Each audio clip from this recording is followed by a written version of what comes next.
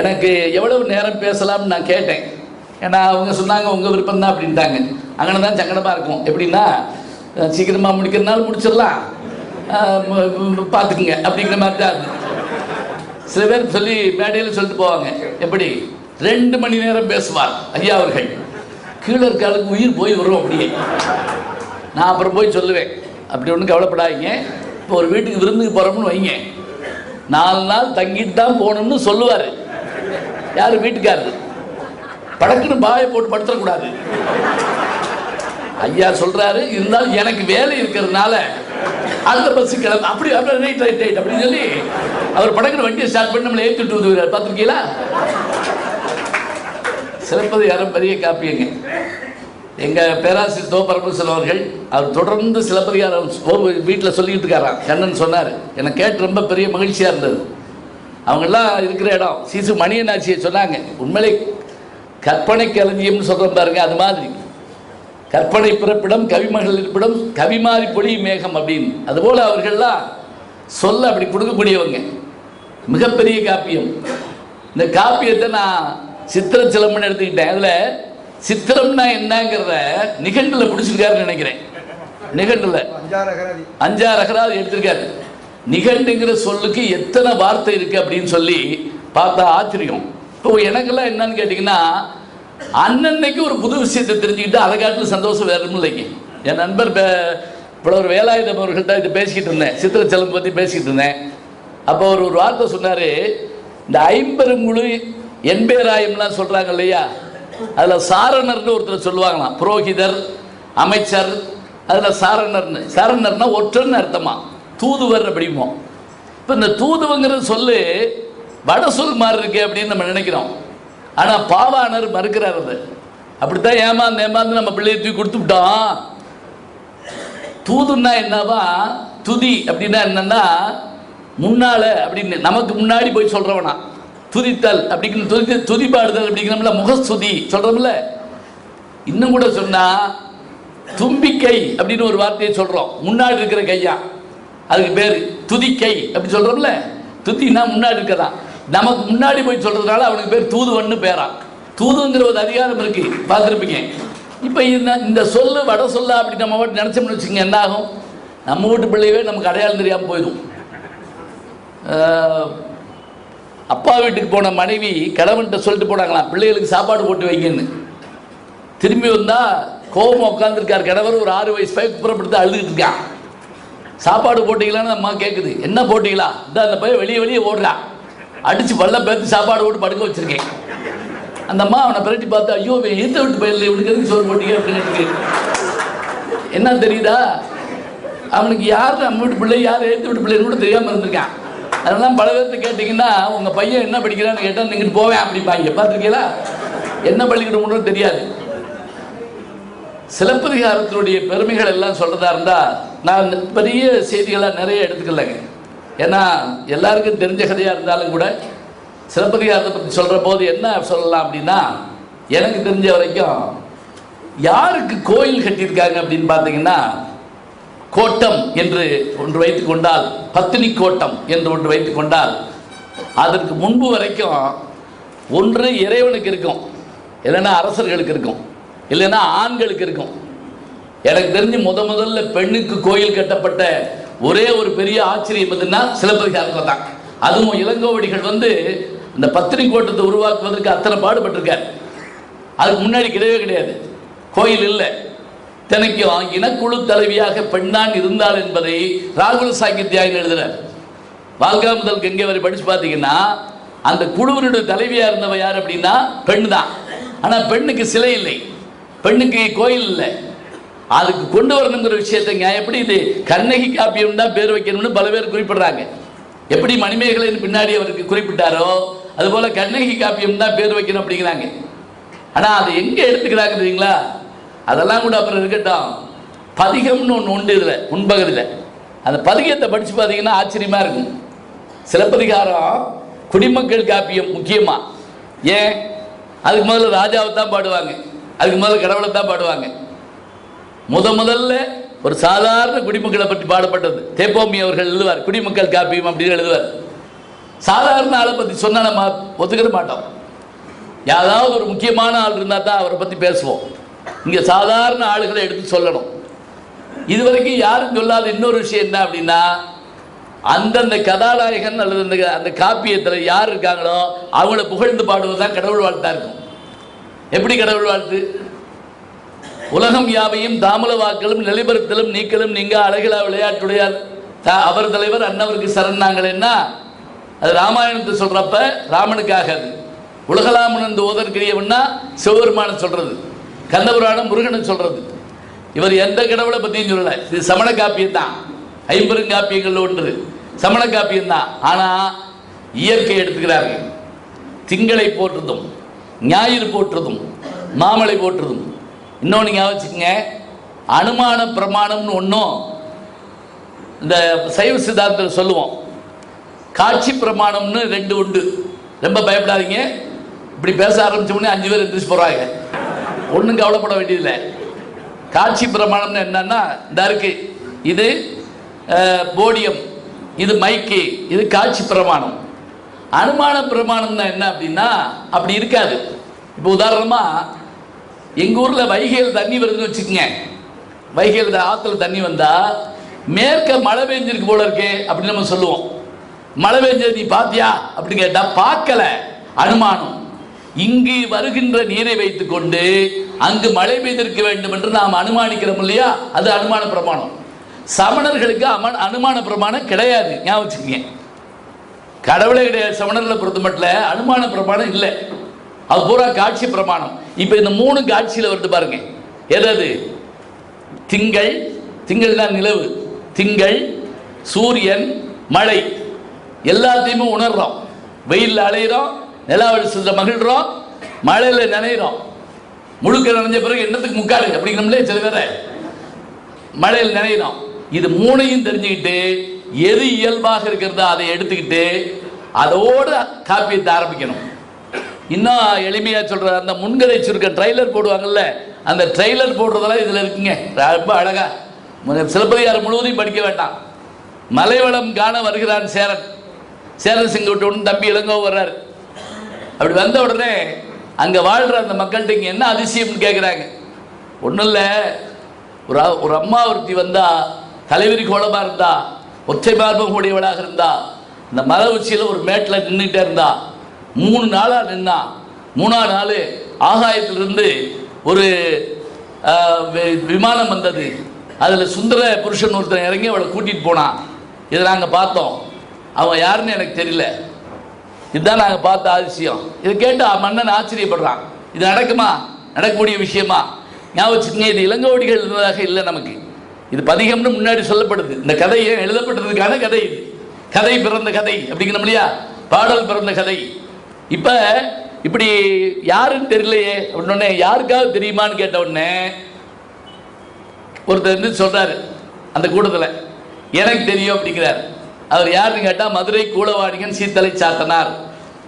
நான் இந்த கதை நடந்த போது மதுரையில் இருந்தேன் அப்படிங்கிறார். இதை நான் வகுப்பில் நடத்துனேங்க. ஒரு பையன் எந்திரிச்சு அருமையாக கேள்வி கேட்டான். மதுரை பூரா தீப்பிடிச்சு இருந்துச்சுன்னு சொல்லி கேள்விப்பட்டிருக்கோம்ல. ஆமாம், இந்த ஆள் எப்படி தப்பிச்சான்? அதாவது இது இப்போ என்னத்தை நீங்கள் சொல்லுவீங்க? இது சிலபஸில் இல்லை, ஞாபகம் வச்சுக்கோங்க. இப்போ எங்களுக்கு சிலபஸில் கேள்வி கேட்டால் தான் பதில் சொல்ல தெரியும், இல்லைன்னா கோவப்பட தெரியும். உன்னை நான் தான் சேர்த்து விட்டேன், ஏன்டா அப்படி நன்றி இல்லாமல் இருக்கேன் அப்படிலாம் சொல்லுவோம். ஆனால் அதுக்கு விடை இருக்கு. மதுரையில் தான் நெருப்பு 2 பேர் சொன்னபடி கேட்டுச்சுப்பாங்க. ஒன்று கண்ணகி, இன்னொன்று திருஞான சம்பந்தர். அதில் கண்ணகி பட்டியலே கொடுக்குறா. எல்லார் வீட்லேயும் போய் தீப்பிடிக்காத, நீ இன்னார் வீட்டுக்கு ஒருத்தரம் போகணும், ஆதார் கார்டு மாதிரி கொடுத்து விட்றா. பார்ப்பார் அறவோர் பசு பத்தினி பெண்ணீர் மூத்தோர் குளவி இத்தனை பேரை விட்டுரு, தீத்திரத்தார் பக்கம் சேர்மின். நான் அழகான வார்த்தை பாருங்க. இப்போ தப்பிச்ச ஆட்கள் இருக்காங்கல்ல, அறவோர், அதில் இவர் இருந்துக்கலாம்ல, பார்ப்ப அவங்க இவங்க வீட்டு தீப்பிடிக்காத வீடாக இருந்துக்கலாம்ல. இதை சொல்லி தப்பிச்சேன் அன்னைக்கு. ஏன்னா நம்ம மாணவர்களை சாதாரணமாக நினைக்கப்படாது. பாண்டிய மன்னன்ட்ட சிவபெருமான் பிரம்படிப்பட்டார். அப்படி அடித்த உடனே அந்த அடிப்பட்ட உடனே யார் அடித்தானோ அந்த மன்னன் மேலே பட்டுச்சு, மந்திரி மேலே பட்டுச்சு, யானை மேலே பட்டுச்சு, குதிரை மேலே பட்டுச்சு, பெண்ணுடைய கரு மேலே பட்டுச்சு, உள்ள இருக்க குழந்தை மேலே பட்டுச்சு, ஓவியத்து மேலே பட்டுச்சு அப்படின்னு சொல்லிட்டு இருக்காரு வாத்தியார். கண்கலங்க சொல்கிறாரு. உலக உயிரினங்கள் எல்லாம் பட்டுச்சுன்னு சொல்லி முடிச்ச உடனே ஒருத்தர் எந்திரிச்சு கேட்டான், அப்படின்னா அந்த புட்டு தின்னாரு எல்லாத்துக்கும் போய் சேர்ந்துச்சா அப்படின்னு கேட்டான். இந்த கதை முதல்ல தெரிஞ்சிருக்கணும் உங்களுக்கு. புட்டுக்கு மனுஷனுக்கு வந்தார், பிட்டுன்னு ஒரு உணவுப் பொருள் உண்டு. அடி மட்டும் அத்தனை பேர் மேலேயும் படிச்சுல, சாப்பிட்ட பிட்டு அத்தனை பேருக்கு போய் சேர்ந்துச்சா? சேர்ந்துச்சுங்கிறார். இந்த கேள்வி கேட்பாயின்னு தெரியும். அதாவது என்ன தெரியுங்களா, தயாராக இருக்கணும். இப்போ இந்த கதை சுருக்கத்தை அவ்வளோ அழகாக சொல்கிறாங்க. யார்? நம்முடைய குலவாணியின் சீத்தலை சாத்திரா சொல்கிறாரு. சொல்லிட்டு இதை நீங்கள் பாடணும் அப்படிங்கிறார். இதில் ஆச்சரியம் தெரியுங்களா, இதை சொல்லிகிட்டே வர்றப்ப இளங்கோவடிகள் ஒரு வார்த்தை சொன்னாரா, நீங்களே நேரம் பார்த்ததுனால நீங்கள் பாடின என்ன? இல்லை இல்லை, இது அரச காப்பியம், இதில் 3 அரசர்கள் சம்மந்தப்பட்டிருக்காங்க. அடிகள் நீரே அருள்க, நீங்கள் பாடினா தான் நல்லா இருக்கும். ஒரு ஞாபகம் வச்சுக்கோங்க, ராஜா வீட்டு பிள்ளைன்னா சாதாரணம் கிடையாதுங்க. வாசுப மாணிக்கனார் ஒரு புத்தகத்தை எழுதுறாரு, நம்ம சிலபஸ் வேற, அரசர்கள் படிக்கிற சிலபஸ் வேறையா. இப்போ உதாரணமாக வீரபாண்டிய கட்டபொம்மனுக்கு என்னென்ன சொல்லி கொடுத்துருப்பாங்கன்னா, இலக்கணம், இலக்கியம், வசனம் அது மட்டும் சொல்லி கொடுத்துருக்க மாட்டாங்க. வாழ்வீச்சு, குதிரையேற்றம், யானையேற்றம், மற்ற மொழிகள் இத்தனையும் சொல்லி கொடுத்துருப்பாங்க. ஏன்னா இது அவருக்கு தேவை. இப்போ நமக்கு வாழ்வீச்சு தேவையா? நமக்கு ரிமோட் கண்ட்ரோலு ஆன் பண்ண கூட தெரிய மாட்டேங்குது. ஒரு ஆளை கூப்பிட்டு இதை போட்டு விடு அப்படின்னு கேட்குறோம். இன்னும் சில பேர் ரிமோட் கண்ட்ரோல் கிட்ட போய் போட்டு வர்றாங்க. ரிமோட்னாலே இங்கேருந்து போடுறதா. நான் சொன்னேன், ஏன் இப்படி ஓடி ஓடி போய் போட்டு வர்றீங்க, உட்கார்ந்த இடத்துல போடலாம், டிவி கெட்டு போகும் அப்படின்னு. நான் தான் இது என்ன சொல்லலாம், நம்ம சிலபஸ் வேற, இளங்கோவடிகள் சிலபஸ் வேற. அவருக்கு அத்தனை விஷயம் தெரியுங்கிறதுனால அழகா சொல்றாரு, நீங்களே இதை பாடுங்க, அடிகள் நீரே அருள்க. சொல்லி முடிச்ச உடனே இதை பூரா உள்வாங்கிட்டு அடுத்து கள ஆய்வுன்னு எனக்கு தெரிஞ்சுங்க 2 நூல்கள் தமிழில், ஒன்று சிலப்பதிகாரம், இன்னொன்று பெரிய புராணம். மறந்தாங்க, ஃபீல்டு ஒர்க் தீசிஸ் மோத. எப்படி அழகர் கோயில் பண்ணுறதுக்கு ஒரு 3 வருஷம் அழகர் பின்னாலேயே தோப்பா அலைஞ்சன்னு சொல்லுவார், அது மாதிரி இது கள ஆய்வு. கள ஆய்வுன்னா எப்படி தெரியுங்களா, இப்போ நீங்கள் ஃபேன் ஓட, ஏசி ஓட அப்படி மல்லாச்சு படுத்துக்கிட்டு கொஞ்சம் யோசிச்சுட்டு அப்படி எழுதுறதுங்கிறது வேற. பெரிய புராணத்தில் கண்ணப்ப நாயனாரை பற்றி எழுதுறதா இருந்தால் வேட்டுவ குடிக்கு போயிருந்தா தான் எழுத முடியும். ஆடு 2 காலம் தூக்கிட்டு அந்த கொலையை திங்கிதான். ஏன்னா முழுசாக திங்க விட மாட்டாங்க, மேலே கட்டியிருப்பாங்க, அது கொஞ்சம் கொஞ்சமாக தான் திங்கணும். இப்படி 2 காலம் தூக்கி நின்றுக்கிட்டு அதை திங்குதுங்கிற விஷயத்த யார் எழுதுறா? சேக்கிலார் எழுதுறாரு. சேக்கிலார் யாரு? மந்திரி. மந்திரிக்கு இந்த விஷயம் எப்படி தெரியும்? போய் பார்க்கணும், இல்லை ஆள் வச்சு சேகரிக்கிறோம், இல்லைன்னா முடியாது. மெக்கன்சி என்கின்ற ஒரு மிகப்பெரிய ஒரு ஆங்கிலேய அறிஞன் தான் இந்தியா முழுவதும் இருக்கக்கூடிய ஏடுகள் எல்லாம் தொகுத்தாங்க. அப்படி தொகுக்கலைன்னா என்ன இருக்கும்? இப்போ நான் நெதர்லாந்து போயிட்டு வந்தேன். நெதர்லாந்து போகிறப்ப நண்பர் வேதாசலத்தில் கேட்டாங்க, என்ன சிறப்புன்னு கேட்டேன். நெதர்லாந்துன்னா ஆம்ஸ்டர்டாம். இன்னும் கூட ஈஸியாக சொல்கிறேன், அந்நியன் படம் பார்த்துருப்பீங்கல்ல, அதில் சிவப்பு கலர் பூவாக்கப்பகல துளிப் மலர்கள், அந்த ஊர் அது. அங்கே லேடன் பல்கலைக்கழகத்தில் அரசாங்க அனுமதி வாங்கி என்னை ஒரு ஆளை மாத்திரம் உள்ள அனுப்புனாங்க. என்ன தெரியுங்களா, ராஜராஜ சோழனுடைய செப்பேடுகள் இருக்குங்க. டச்சுக்காரர்கள் தம்மை ஆண்டார்கள்ல, அந்த டச்சுக்காரர்கள் கொண்டு போயிருக்காங்க. என்ன செப்பேடு தெரியுமா? மலையாள இது இருக்கு இல்லைங்களா, நம்முடைய மலாய் நாடு, கடாரம் தான் சொல்கிறோம்ல, கங்கை கொண்டான் கடாரம் கொண்டான். மலாய் நாட்டினுடைய அரசன் ஒருத்தன் நாகப்பட்டினத்தில் பௌத்த விகாரம் கட்டுறதுக்கு அனுமதி கேட்குறான். யார்கிட்ட? ராஜராஜ சோழன்ட்ட. ராஜராஜ சோழன், சரி நீ உனக்கு கோயில் கட்டிட, சரி அதை பாதுகாக்கிறதுக்கு பணம் வேணுமே, நான் உனக்கு ஒரு கிராமத்தை எழுதி தர்றேன், ஆனைமங்கலம் செப்பேடு அதுக்கு பேர். 30.5 கிலோ இருக்குங்க, 30.5 கிலோ. தொட்ட உடனே எனக்கு உண்மையிலேயே ஜூல்ஸ் வெர்னுடைய டைம் மிஷினில் ஏறி பயணப்பட்ட மாதிரி இருந்துச்சு. 10ஆம் நூற்றாண்டு தொட முடியுமா சொல்லுங்க பார்ப்போம். அந்த செப்பேட்டை நான் தொட்டேன், அவ்வளவு சந்தோஷம். பட்டு துணியில் ஏசியில் வச்சுருக்காங்க. நான் வெளியே வந்து அங்கேருந்து பேராசிரியர்கிட்ட கேட்டேன், இதை நம்ம ஊருக்கு கொண்டு போனால் என்ன அப்படின்னு. என் கூட வந்த நண்பர் சொன்னாலும் கொண்டு போகலாம், செப்பேடா இருக்கே அப்படின்னாரு. ஏன் என்னன்னு, ஸ்டெர்லைட்டில் உருக்காமல் இருக்கணுமே அப்படின்னாரு. என்ன பண்ணுவீங்க? அப்புறம் திருப்பி போகிறதுக்கு அவர் தான் போகணும். நேற்று உண்மையிலே ராத்திரி நான் பயந்தே போனேங்க. என்ன நிகழ்ச்சி நடக்குமோ இல்லையோ நான் நினச்சிக்கிட்டு இருந்தேன். வண்டி ஏற்றிக்கிட்டு இருக்காங்க, அவரை ஜெயிலுக்கு உள்ள போறாரு. நல்ல வேலை அப்புறம் காலையில் ஃபோன் பண்ணி கேட்டுக்கிட்டேன், வந்துட்டாரா ஐயா அப்படின்னு சொல்லி. நான் இப்போ கூட ஃபோனில் சொன்னேன், வாழ்க்கையில் போராட்டம் இருக்கலாங்க, போராட்டமே வாழ்க்கைன்னா எனக்கு தெரிஞ்சு உங்களுக்கு தான். பூலித்தேவனை பற்றி சொல்லுவாங்க, 16 வருஷம் போர்க்களத்தில் கழித்தவன் அப்படிம்பாங்க. பூலித்தேவன் முதல் குரலை எழுப்பிய பூலித்தேவன் 16 ஆண்டு காலம். கடைசியாக கூட மருதநாயகம் என் நண்பர் கமலஹாசன் அவர்கள் வந்து படமாக எடுத்துகிட்டு இருக்காரு. இந்த இன்னும் வரல யூசுப் கான், இந்த கடைசி யுத்தம். இன்னொரு ஆச்சரியம் இருந்தீங்களா, பூலித்தேவன் தான் ராபர்ட் லை தோற்று போனான். இது வரலாற்றில் கிடையாது, நீங்கள் என்ன சொல்லணும் அதுக்கு. இப்போ ராபர்ட் லை தோற்று போனதாக நான் உள்ள படித்தேன், பூலித்தேவன் தான் சண்டையில் தோற்று போனதாக வருது. எப்படியான விஷயங்கள் பாருங்க. இருக்கட்டும், இதெல்லாம் அப்படி கேட்டுக்கிட்டே வாங்க. இந்த சிலப்பதிகாரத்தை விட்டுறக்கூடாது நம்ம, ஏன்னா நமக்கு முக்கியமானது மெயின் சப்ஜெக்ட் அதுதான். எங்கள் ஊரில் ஒரு தேட்டரில் இங்கிலீஷ் படம் 5 ரீலு, ட்ரெய்லர் 16 ரீல் போடுவாங்க. மூலக்கதை மறந்து போகும். ஆப்பட விநாயகர் தேட்டர்னு ஒன்று இருக்கு, அதுதான். இருக்கட்டும், இங்கே அந்த அரசனுக்குரிய சிலபஸ் எல்லாம் உங்களுக்கு தான் தெரியும், நீங்கள் பாடுங்கிறார். அப்போ தான் நான் சொன்ன மாதிரி அவர் என்ன பண்ணார்னா, அது வரைக்கும் எல்லாரும் தெய்வத்தை பாடினாங்க, இவர் என்ன பண்ணார், இயற்கையை பாடினாரு. காரணம் சமண நூல், அதுல அனுமான பிரமாணம் மட்டுமே உண்டு. ஆக காட்சி பிரமாணம் மட்டுமே உண்டு, அனுமான பிரமாணம் கிடையாது. அதனால மாமலை போற்றுதும் அதே போல திங்களை போற்றுதும் ஞாயிறு போற்றுதும். இதில் பாருங்க, இதை ஒரு இடத்துல அவங்க பேசின விஷயத்தை நான் கேட்டேன், எனக்கு பிடிச்சிருந்தது. கண்ணைக்கே தான் அது அப்படிங்கிறாரு. திங்களை போல் இருந்தால் சூரியனை போல் மாறினால் கடைசியில் வரந்தர் காதையில் மழையை போல் அருள் செய்தால் என்றால் அதுதான் கண்ணகின்னு ஐயா அவர்கள் பேசியிருக்காங்க.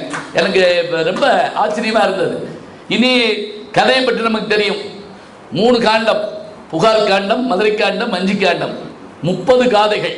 காதைன்னா பயப்படாதீங்க, காதைன்னா என்ன அப்படின்னா அத்தியாயம்னு படிக்கிறீங்க இல்லையா, அது அந்த மாதிரி அத்தியாயம்ங்கிறது. அதுக்கு நீங்கள் நன்னூல் படித்து பார்த்தீங்கன்னா அதில் வரிசையாக போட்டுவாங்க. அது முன்னுரையை சொல்கிற போதே அதில் என்னென்ன இருக்கணும் அப்படின்னு, ஆக்கியோன் பெயரே வழியே எல்லை நூற்பெயர் யாப்பே நுதலிய பொருள்னு ஒரு நூலை பற்றி படிக்கிறதா இருந்தால் 8 விஷயம் தெரிஞ்சு வச்சுருக்கணுமா. இப்போ ஆக்கியோன் இளங்கோவடிகள், நூல் பெயர் சிலப்பதிகாரம். அது ஏன் வச்சாருங்கிறதுக்கு அதுக்கு காரணம் உள்ளே இருக்குது. நீங்கள் அது 3 தத்துவத்தை வச்சுக்கிட்டு நீங்கள் சொல்லுங்கன்னு இவரே சொல்கிறாரு. எப்படி அரசியல் பிழைத்தோருக்கு அரங்குற்றாவதும் ஒரே சால்பத்தினியை உயர்ந்தோர் ஏற்றலும் ஊழ்வனை உறுத்து வந்து ஊட்டுதும் என்பதுமாக சிலப்பதிகாரம் என்னும் பெயரால் நாட்டுதும் யாம் ஒரு பாட்டுடை செய்யல் அப்படின்னார். இதை வச்சுட்டு தான் 3 வச்சுட்டு சொல்லணும் அப்படிங்கிற விஷயத்துக்காக. இப்போ நூல் பெயர் சொல்லியாச்சு, 6 பேர் சொல்லியாச்சு. காலம் என்ன ஒரு கேள்வி கேட்குறோம். இது எப்போ எழுதப்பட்டது? இதுக்கு பல வகையான விஷயங்கள் சொல்கிறாங்க. 2ஆம் நூற்றாண்டுன்னு வச்சுக்கிட்டோம்னா தான் நமக்கு பழசா தெரியுது. ஆனால் பின்னாடி வந்து வையாபுரி பிள்ளை 7ஆம் நூற்றாண்டு வரைக்கும் சொல்கிறார். ஏன்னா அதனுடைய சொற்களை வச்சுக்கிட்டு சொல்கிறார். காலம் இருக்கட்டும், எதை வச்சு சொல்லலாம் அப்படின்னா, இந்த பத்திரிக்கோட்டம் என்கின்ற அந்த கோயில் கட்டினதுக்கு இலங்கையை சேர்ந்த மன்னன் கயவாக வந்திருந்தான்னு ஒரு குறிப்பு இலங்கையில் இருக்கக்கூடிய அவங்களுடைய மகாவம்சம் நூலில் இருக்கு. அப்ப பத்திரிக்கோட்டம் கட்டப்பட்ட காலம் 2ஆம் நூற்றாண்டாக இருக்கலாம் அப்படின்னு ஒரு நம்பிக்கை இருக்கு. காலம் முடிஞ்சு போச்சு. கதையை பற்றி சொல்றதா இருந்தா முதல்ல மங்கள வாழ்த்து சொல்லிட்டு மனையரம் படுத்த காதை. செட்டியார் வீட்டு பிள்ளை தான் 2 பேரும். சாதாரண செட்டியார் இல்லை, ஒருத்தர் மாசாத்து வாடிகன், தரை வாடிகம். கண்ணகியுடைய அப்பா பேர் தெரியுங்களா? மாநாயகன். கடற்படை, கடல்ல வியாபாரம் பண்ணக்கூடியவர். ஒருத்தர் தரையில, ஒருத்தர் கடல்ல. இந்த 2 பேர் வீட்டு கல்யாணம் எப்படி நடந்திருக்கும்? நீல விதானத்து நித்தல நீர் பந்தற்கில் அப்படிங்கிறார். மேலே ஆகாயம் மாதிரி போட்டிருக்காங்க, நிமிந்து பார்த்தா ஆகாயம் மாதிரி. நான் துபாய் போயிருந்தப்ப பார்த்தேங்க, ஒரு ரூமில் படுத்திருந்தேன். திடீர்னு எனக்கு ஒரு பயம் வந்துருச்சு. என்னாச்சுன்னா மொட்டைப்பாடியில் படுத்திருக்குமோ அப்படின்னு. ஏன்னா நேரம் ஆக ஆக அந்த மேல் விதானத்தில் வந்து நட்சத்திரங்கள் பதிச்சிருக்க மாதிரி அந்த கல் வச்சிருக்காங்க. அது இருட்டாக இருட்டாக நட்சத்திரம் மாதிரி மேலே தெரியுது. இதை வந்து சிலப்பதிகாரத்தில் சொல்கிறாங்க. நீல விதானத்து நித்தலப்பூ மந்தர் கீழ் அப்படின்னு அந்த வார்த்தையை சொல்கிறாங்க. மாமுது பார்ப்போன் மறைவழி காட்டிடன்னு அந்த திருமணத்தை வருஷப்பட்டு சொல்லிட்டு அந்த கண்ணகியை அறிமுகம் பண்ணி கோவலன் அறிமுகம் பண்ணி அவங்க பல்லாண்டுகாக நல்லா வாழ்ந்தாங்கன்னு சொல்கிறாங்க. இப்போ நம்ம ஒரு விஷயத்தை மறந்துடக்கூடாது. கல்யாணம் ஆகி புதன்கிழமை ஆச்சு வெள்ளிக்கிழமை கிளம்பி போயிட்டாங்கன்னு சொல்லிடக்கூடாது. இல்லை, 7 ஆண்டு காலத்துக்கு மேலே அவங்க வாழ்ந்துருக்காங்க, நல்லாவே வாழ்ந்துருக்காங்க. ஏன்னா இப்போ ராமன் சீதை இலக்குவன் காட்டுக்கு போனப்ப உடனே வந்து ராவணன் தூக்கிட்டு போயிட்டா நீங்க நினைச்சிடப்படாது. ஏறத்தாழ 13 வருஷம் நல்லா தான் இருந்திருக்காங்க. அது கூட நான் வகுப்புல கேட்டேன், ராமன் பிறப்பிட்டப்ப சீதையும் கூட போனாங்களே என்ன காரணம்மா அப்படின்னு கேட்டேன். ஒரு பொம்பளை பிள்ளை தான் நல்லா பதில் சொல்லிச்சு. என்ன தெரியுமா, ஏன் கூட போனாங்கன்னா நான் என்ன நினைச்சேன், அன்பு காரணமாக போனாங்கன்னு சொல்ல போகுது. அந்த பிள்ளை என்ன சொல்ல தெரியுமா, ஒரு மாமியார் இருந்தாலே தொல்லை தாங்காது. அவருக்கு 60,000 பிளஸ் 3 சண்டை போடணும்னு ஆரம்பிச்ச கூட 15 வருஷம் ஆகும். இது இப்படி யோசிப்பாங்களா யாராவது? யாண்டு சில கணிந்தன போடுவாங்கல்ல, இப்ப நீங்க சினிமாவில் போடுறாங்கல்ல டைட்டில், எப்படி சில ஆண்டுகளுக்கு பின் அப்படிப்பாங்கல்ல, அந்த ஆண்டுகளுக்கு பின் சொன்ன உடனேயே அப்புறம் தான் அரங்கேற்று காதை ஆரம்பிக்குது. இந்த அரங்கேற்று காதை ஞாபகம் வச்சுக்கோங்க.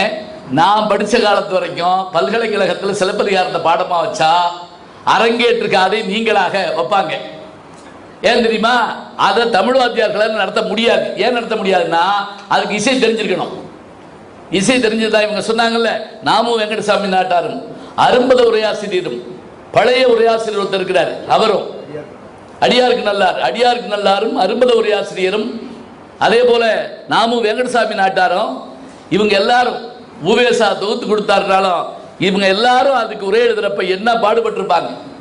அரங்கேற்று காதையை பாடி நடத்தணும் முக்கியமா. அதுவும் அறிமுகம் பார்த்தீங்கன்னா அவங்க ஐயா சொன்னாங்க, அவருக்கு மாதவி சாதாரணம் கிடையாதுங்க. மாதவி அறிமுகத்தில் கண்ணகியை கூட நமக்கு 2 பேரில் அறிமுகப்படுத்தி கல்யாணம் வீட்டு பொம்பளை பிள்ளை மாதிரி கேட்டு போயிடுவாங்க. ஆனால் மாதவிக்கு அவ்வளவு நேரம் எடுத்துக்கிடுவாருங்க. அது மாதவியை காட்டுறதுக்கு முதல்ல அவருடைய பிறப்பு என்ன அப்படின்னா, அவ தேவலோகத்திலிருந்து வந்தவ அப்படின்னு ஒரு வார்த்தை வரும். சயந்தன் என்பவன் இந்திரனுடைய மகன். அவன் ஊர்வசியை பார்த்து மயங்கிட்டான். அப்படி மயங்கின உடனே ஒரு முனிவர் உடனே சாபம் கொடுத்தார். முனிவர்களுக்கு வேற வேலையே கிடையாதுன்னு நினைக்கிறேன்.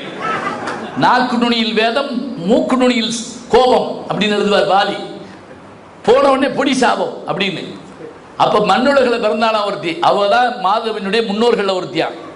அந்த சயந்தன் யாருன்னு கேட்டா, அவன் மூங்கிலாக பிறந்தானா. அந்த மூங்கில் தான் தலைக்கோலாக தரப்படுமா. அது மட்டும் இல்ல, அந்த தலைக்கோல் என்ன தெரியுங்களா, மன்னன் ஒரு மன்னனை ஜெயிச்ச பிறகு அவனுடைய வெண்கொற்ற கொடை எடுத்து அந்த வெண்கொற்ற கொடையில வைரங்களை பதிச்சு அதுல தங்க பூன் போட்டு அதை கொண்டு வந்து கொடுப்பாங்களாம். கலைமாமணி விருது வாங்குறோம் இல்லையா, அது மாதிரி பத்மஸ்ரீ விருது வாங்குற மாதிரி அந்த பட்டம், தலைக்கோல் பட்டம் வாங்கினவ யாருன்னு கேட்டா மாதவி. அந்த அரங்கத்தை சொல்றாங்க, நம்மகிட்ட கேட்கிறாங்கல்ல தமிழனுக்கு வரலாறு உண்டான்னு, சிலப்பதிகாரத்தை இப்போ சிலபஸில் வைக்காதனால தான் மண்டை அடிக்குது. என்ன காரணம், ஏன்னா மேடை எப்படி இருக்கணுங்கிற விஷயத்தை அவங்க தான் குறிப்பிடுறாரு. இளங்கோவடிகள் அப்படி சொல்றாரு. அதாவது 8 எள்ளு கொஞ்சது ஒரு விரல் கிடையாது. எள்ளு முதல்ல 8 எள்ளு வச்சுக்கணும். 8 எள்ளு கொண்டது ஒரு நெல்லு. எள்ளு ஞாபகம் இருக்குங்களா, எள்ளு பார்த்துருக்கீங்கள, எள்ளு 8 எள்ளு கொண்டது ஒரு நெல்லு. 8 நெல்லு கொண்டது ஒரு விரல் கடை. இந்த 8 விரல் கடை கொண்டது ஒரு கோல். இதுல எழுகோல் அழகமும் எங்கோல் நீளமும் அப்படிங்கிறார். மேட அமைப்பு எப்படி அமைக்கணும் அப்படிங்கிறதுக்கு முதல்ல இது போட்டுறாரு. அடுத்து என்னன்னா ஸ்கிரீன், அந்த திரை எப்படி இருக்கும். சினிமா தியேட்டருக்கு போனோம்னா இப்படி ஒரு ஸ்கிரீன் வரும், இப்படி கூடி மேலே போகும், கைத்தட்டு ரெடியா உட்காந்துருப்போம். அப்படியே சில பேர் மண்ணெல்லாம் அள்ளி வச்சிருப்பாங்க எரியறதுக்காக. அது எதுக்குன்னு தெரியல, கையில பேப்பர்லாம் கிழிச்சு வச்சிருப்பான். எழுத்து போட்ட உடனே அதுவும் முதப்பாட்டு போட்டா போதும், படம் போட போறான் ரெடியா இருக்கு. எங்க ஊர்ல ஒரு தேட்டர் உண்டுங்க. அந்த தேட்டர்ல படம் போட்டானா இல்லையா, கூட்டம் இருக்கா இல்லையான்னு நாங்கள் ஆத்துக்குள்ள உட்காந்து கண்டுபிடிப்போம். எப்படின்னா, யாருக்கு நான் தீங்கு செய்தேன் நிறைவான்னு பாட்டு போட்டாரு வைங்க, கூட்டமே இல்லைன்னு அர்த்தம். ரெக்கார்டு போடுவாங்க தேட்டர்ல, யாருக்கு நான் இந்த பாட்டு பாடிட்டே இருக்கும். எமக்கினி பயமேதுன்னு ஒரு பாட்டு போட்டாருன்னா ஹவுஸ்ஃபுல்னு அர்த்தம். இதை நாங்கள் வெளியே இருந்து கண்டுபிடிச்சுக்கிடுவோம். இங்க திரை புகுமுக எழுதி, மறைமுக எழுதி, ஒவ்வொரு எழுதியா சொல்றாரு திரை போடப்பட்டிருக்கு. அந்த திரை போடுறது மட்டும் இல்லைங்க, எங்கெங்கிருந்து என்னென்ன வாத்தியம் முதல்ல வாசிக்கணும். எடுத்த உடனே திடும் திடும் திடுன்னு போட்டு அடிக்கப்படாதான். முதல்ல குழல் வழி யாழும், யாழ் வழி அப்படி வருஷம் ஒன்றுக்கு பின்னாடி முதல்ல புல்லாங்குழல் வரணுமா. ஒன்று வச்சுக்கோங்க, உலகத்தில் 3 கருவி உண்டு. காற்று கருவி, கம்பி கருவி, தோல் கருவி. காற்று கருவி புல்லாங்குழல் நாதஸ்வரம், கம்பி கருவி யாழ் வீணை இதெல்லாம். தோல் கருவி என்ன அப்படின்னா மத்தளம் சொல்றோம் இல்லையா, மத்தளம் மிருதங்கம். பழைய காலத்தில் இதுக்கு பேர் முழவுன்னு பேரு. திருஞான சம்பந்தர் தன்னுடைய பாட்டில் சொல்வார், புலனைந்தும் பொறிகளங்க நெறிமை இங்கே அறிவழிந்துட்டு ஐமேல் உந்தி அலமுந்த போதாக அஞ்சல் என்று செய்வார் அமருங்கோயில் பலம் வந்த மடவார்கள் நடமாட முழவதிர மழை என்றஞ்சி சிலமந்தி அளமந்து மனவேறு முயல் பார்க்கும் திருவையாறு. முழவு இது மூணும் தமிழன் தான் கண்டுபிடிச்சாங்கிறதுக்கு என்ன ஆதாரம் தெரியுங்களா? மூணுலையும் சிறப்புலகிற வருது. குழல் சிறப்புலகிற இருக்கு, யாழ் சிறப்புலகிற இருக்கு, முழவு சிறப்புலகிற இருக்கு. சிறப்புலகிற தெரிஞ்சு சில பேர் கை தட்டிங்க, தெரியாதவங்க சும்மா உட்காந்துருக்கீங்க. லட்டு லகரம், வெறு லகரம் லா. பள்ளிக்கூடம் அது வந்து பொது லகரம். அதாவது பொது லகரம் என்ன தெரியுங்களா? வடமொழியிலையும் வரும், தமிழ் மொழியிலையும் வரும். இது ரெண்டுக்கும் போது. தமிழுக்கு மட்டும் வர்றது சிறப்புலகரம். அதான் சிறப்புலகரம் இருக்குல்ல. இந்த மூளை நான் சொன்ன பாருங்க, வாழைப்பழம் சொல்லுங்க, வாழைப்பழம்ங்கிறோம். இது எத்தனை பேர் சரியா சொல்லுவோம்? ஒரு வாத்தியார் சொல்லி கொடுக்குறாரு, வாழைப்பழம் சொல்லு. அந்த பையன் வாயப்பயம் அப்படிங்கிறான். வாழைப்பழம் வாயப்பயம். உங்க அப்பா கூட்டுவா. அப்பா வந்தார், என்ன உன் பையன் வாயப்பயம்ங்கிறான். அவர் உடனே அது எங்க பயக்க வயக்கம் அப்படின்னு கேட்டாரு. வயக்க வயக்கமா? உனக்கு எந்த ஊர் சொந்த ஊர்? நமக்கு சொந்த ஊர் கிழக்கே. இங்க எதுக்கு வந்த? கொயக்கே போ, அவ்வளவுதான், வராது. என்ன செய்யலாம்? குழல் வழியாக யாழ் வரணும். இந்த ஓசை இது மட்டும் இல்ல, அவங்க எங்க உட்கார்ந்துருக்காங்கன்னு தெரியக்கூடாதான். இந்த மேடை அமைப்பு பாருங்க. இப்ப நீங்க பார்க்கலாம், சில இடத்துல இந்த வெறும் மியூசிக் பாத்தியா வச்சு பேச்சாளர்கள் எங்க நிக்கணும்னு தெரியாது. ஆச்சரியமா இருக்கும். நான் முந்தா நாள் பட்டிமன்றம் போயிருக்கும்போது ஒரு சின்ன பையன் கேட்டான், அவங்க 5 பேர்த்துல யார் ஆடுவா அப்படின்னு கேட்டான். ஏன்னா முதல் நாள் தான் டான்ஸ் வச்சிருந்துருக்காங்க. அது கூட பரவாயில்லைங்க. ஒரு சின்ன கிராமத்தில் இன்னொரு ஆச்சரியம் நடந்தது. நான் பட்டிமன்றத்துக்கு வந்திருக்கேன், ஒரு கிழவனர் கவலைப்பட்டார். நேரத்தே வந்திருக்கப்படாதா அப்படின்னாரு. எனக்கு என்ன கவலைன்னா, கிடா விட்டு முடிஞ்சு வச்சு கொடுத்துருக்கு நான் நினைச்சேன். ஏன்னு கேட்டேன். கொட்டுக்காரங்களாம் ஊருக்கு போயிட்டாங்க, நீ எப்படி பேச போற அப்படின்னாரு. அவர் அது என்னன்னே தெரியல. சரி கேட்ட பரவாயில்ல. இந்த அரங்கத்தில் மாதவி உள்ள வர்றாங்க. இப்போ பாருங்க, அரங்கத்தையே அரை மணி நேரம் சொன்னா மாதவி உள்ள வந்த பிறகு அவருடைய நாட்டியம் எத்தனை வகையான விஷயம், 11 வகையான கூத்துங்கிறான். இந்த 11 வகையான கூத்தை பின்னாடி ஒரு இடத்துலையும் சொல்லுவார், இந்த இடத்துலையும் சொல்லுவார். அது ஆட ஆரம்பிக்கிற ஒவ்வொரு நிமிஷமும் சொல்லுவாங்க இல்லையா, சிவபெருமான் ஆடினார்னா அத்தனையும் சேர்ந்து ஆடுமா. விரும்பினாலும் விரும்பாட்ட ஆடுமா. எப்படி? இப்போ சிவபெருமான் ஆடினார்னா தலையில் இருக்கக்கூடிய கங்கை ஆடணும், நிலவு ஆடணும், புலித்தோல் ஆடணும், பாம்பு ஆடணும். விரும்பினாலும் விரும்பாட்டாலும் அந்த அம்மா சேர்ந்து ஆடணும். யாரு? 50% இருக்கு இல்லையா, அதுவும் சேர்ந்து. அது விருப்பமே இருக்காது. சில பஸ் ஓட்ட பஸ்ல போட்டோம்னா எல்லாரும் சேர்ந்து டிரைவரோட ஆடி போவோம், பார்த்துருக்கீங்களா? குமரகுருபர் சொல்றாருங்க, வண்டுபாட சுடர் மகடமாட பிடை துண்டமாட புலி தோளுமாட பகிரண்டமாட குலை தகிலமாட கருங்கொண்டலோடும் குளர் கோதையோடும் கரை கண்டநாடும் காண்மினோம். இந்த ஸ்ரீவகிட்டு சிதம்பரம் செய்யிற்கோவைன்னு ஒரு நூலில் சொல்றாரு. வண்டுபாட சுடர் மகிடமாட பிறை துண்டமாட புலி தோளுமாட பகிரண்டமாட குலை தகிலமாட கருங்கொண்டலோடும் குளர் கோதையோடும் கரை கண்டநாடும் காண்மின. இப்படி ஆடணும். மாதவி ஆடினப்ப அந்த சபை ஆடி பிடிச்சதோடு மட்டும் இல்ல, அந்த மன்னன் தலைக்கோல் கொடுத்துட்டு 1008 கிளஞ்சு சொல்றாங்க. இவள் யாராவது கூட கூட்டிட்டு போகணும்னு நினைச்சீங்கன்னா இவ்வளவு லட்சம் பொண்ணு தரணுங்கிறான். எல்லா அரசர்களும் பேசாம உட்காந்துருக்காங்க. ராஜா உட்காந்துருக்கான். ஒருத்தன் தான் எந்திரிச்சு அதை ஏற்றுக்கிட்டான். தினம் அவ்வளவு பணம் தரக்கூடிய ஆற்றல் கோவலனுக்கு இருந்தது. மன்னர் பின்னோர் அப்படிம்பாங்க அவங்கள. மன்னர் பின்னோர் நினைக்கிறீங்களா? கஜானால பொருள் இல்லைன்னா செட்டியார் வீட்டில் போய் வாங்கிட்டு வாங்க அப்படிப்பாங்களாம். ஆனால் திருப்பி கொடுத்துருவாங்க, அது மறந்துடக்கூடாது. வாங்கிட்டு வந்தா வாங்கிட்டு வந்துட்டு வாங்கி கொடுத்து இல்லை திருப்பியா கேட்டு வர்றேன் அப்படி கேட்கக்கூடாது. அப்படி மன்னர் பின்னோர் அப்படி கொடுத்து அவன் என்ன பண்றான்னா, அந்த இடத்துல பாருங்க, கண்ணீட்டு இல்லாத அழகாங்க. நமக்கு தெரியாதா கண்ணீட்டு இல்லாத அழகா? இருந்தாலும் அந்த மாதவிட்டு இருந்த திறமைகள் என்ன அப்படின்னா, அவன் என்னென்ன வகையில் அவனை ஈர்த்தாங்கிறதாங்க ஆச்சரியம். சட்டுன்னு என்ன பண்ணிட்டான், அவளை மறந்துட்டு போயிட்டாங்கிற ஒரு விஷயத்தை சொல்றப்ப இப்ப பாருங்க, நமக்கு மேடையும் இசைக்கருவிகளும் அதுல வந்த பாடல்களும் கூத்தும் இப்ப இவ்வளவும் நம்மகிட்ட இருந்துச்சுங்கிறதே பலருக்கு தெரியல. மேடை இன்னைக்கு போட தெரியல. நான் ஒரு ஊருக்கு பட்டிமன்றம் பேச போறேன். எங்க காரை பார்த்து அந்த ஊரே ஒடியாருது. நைட்டு 11:30 என்னன்னு கேட்டேன். ஒருத்தர் கேட்டுருவோம்னு பேசிக்கிட்டே வர்றான். என்னன்னு கேட்டேன். மேடை எங்கன்னு போடலாம்னு உங்களை தான் கேட்கலாம்னு வந்திருந்தோம். காலையிலே வந்துட்டோம். அதுக்குள்ள ஒருத்தர் கடப்பாறையோட ஒடியாந்து உங்களை பார்த்த உடனே தான் குழியை தோண்டலாம் இருந்தேன் அப்படின்னா, என்னை பார்த்த உடனே குழியை தோன்றிருக்காங்க. எத்தனை பேருக்கு குழி தோண்டினானே யாருண்டா?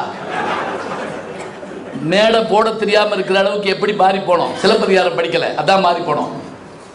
மேடை, இசைக்கருவிகள், அதுக்கு மேல அவருடைய செயல்பாடு. சரி, இங்கே இவ வடுநேங்கி சிறப்பின் மனையகம் மறந்து போயிட்டான்னா கண்ணகியினுடைய நிலை என்ன? கதை போற போக்கு ரொம்ப ஸ்பீடா போகும். அதை அவர் எப்படி காட்டுவார் தெரியுங்களா? ஒரு அந்திமாலை சிறப்பு செய்த கதைன்னு ஒன்று வருங்க. அதுல ஒரு பக்கம் நிலவை பார்த்துக்கிட்டே இருக்கப்ப அந்த நிலா காதலர்களுக்கு சேர்ந்திருப்போருக்கு இனிமையை தரும், கணவனை பிரிந்திருப்போருக்கு, காதலரை பிரிந்திருப்போருக்கு கோபத்தை தரும். நம்ம பார்ப்போம் இல்லையா? சினிமாவில் முழு நிலவு இருந்தால் சந்தோஷமா பாடுறாங்கன்னு அர்த்தம், பாதி நிலா இருந்தால் சோகமாக பாடுறாங்கன்னு அர்த்தம். அது ஏதோ ஒரு இது வச்சிருக்காங்க நமக்கு அடையாளம் சொல்றதுக்காக. இங்கே கண்ணகி சோகத்தில் ஆழ்ந்திருக்கிறா, மாதவி சந்தோஷத்தில் வாழ்ந்திருக்கிறா. அப்படிங்கிற விஷயத்துல ஒவ்வொரு நாளும் நீங்க உரையாசிரியர் படிச்சு பாருங்க. அவ என்ன பண்ணுவாளா? கோலம் போட்டு அந்த அழகை காட்டுவாளாம், சமையல் பண்ணி அந்த அழகை காட்டுவாளாம். சில நாளைக்கு என்ன பண்ணுவாளா? வேலைக்காரி ட்ரெஸ்ஸை இவ போட்டு போவாளாம், கோவலை பேசாமல் நிற்பாளாம். இன்னொரு நாளைக்கு இவ ட்ரெஸ்ஸை வேலைக்காரி போட்டு விடுவாளாம். கோவலை போய் அவளை தொட்ட உடனே பயந்து போயிடுவாளாம். ஐயோ அவளா! அது என்ன தெரியுங்களா?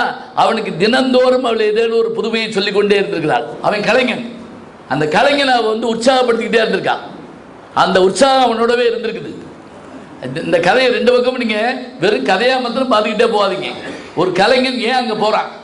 அவன் ஏன் அவர்கிட்ட வெறும் செல்வத்தை கொடுக்கவா போனான், காமத்துங்கிறவ போனா? இல்லைங்க, கலையை ரசிப்பதற்காக 8 மைல் நடந்து போய் சில நேரங்களில் ஒரு ஹோட்டலில் சாப்பிட்டு வருவோம் தெரியுமா? அப்படி கேட்குறாங்க நாக்கு அப்படிங்கிறாங்கல்ல, கேட்குது இல்ல? யோசிச்சு பாருங்க, 8 மைல் எதுக்கு நடந்து போறோம்? இந்த இங்க போனா போச்சு, அது அப்படியே பேசுவாங்க. அங்க போகட்டும், அது வரைக்கும் இருக்குல்ல. என்னன்னு சொல்ல போனா 20 வருஷத்துக்கு முந்தி நடந்த ஒரு கல்யாணத்தை ஒரு மாங்காய் தொக்கு வச்சிங்கல்ல அப்படிம்போம் இல்லையா? ஒரு அவியல் போட்டாங்க அந்த ஊர்ல 10-15 வருஷத்துக்கு முந்தி. பாருங்க, 15 வருஷத்துக்கு நினைவு இருக்குது.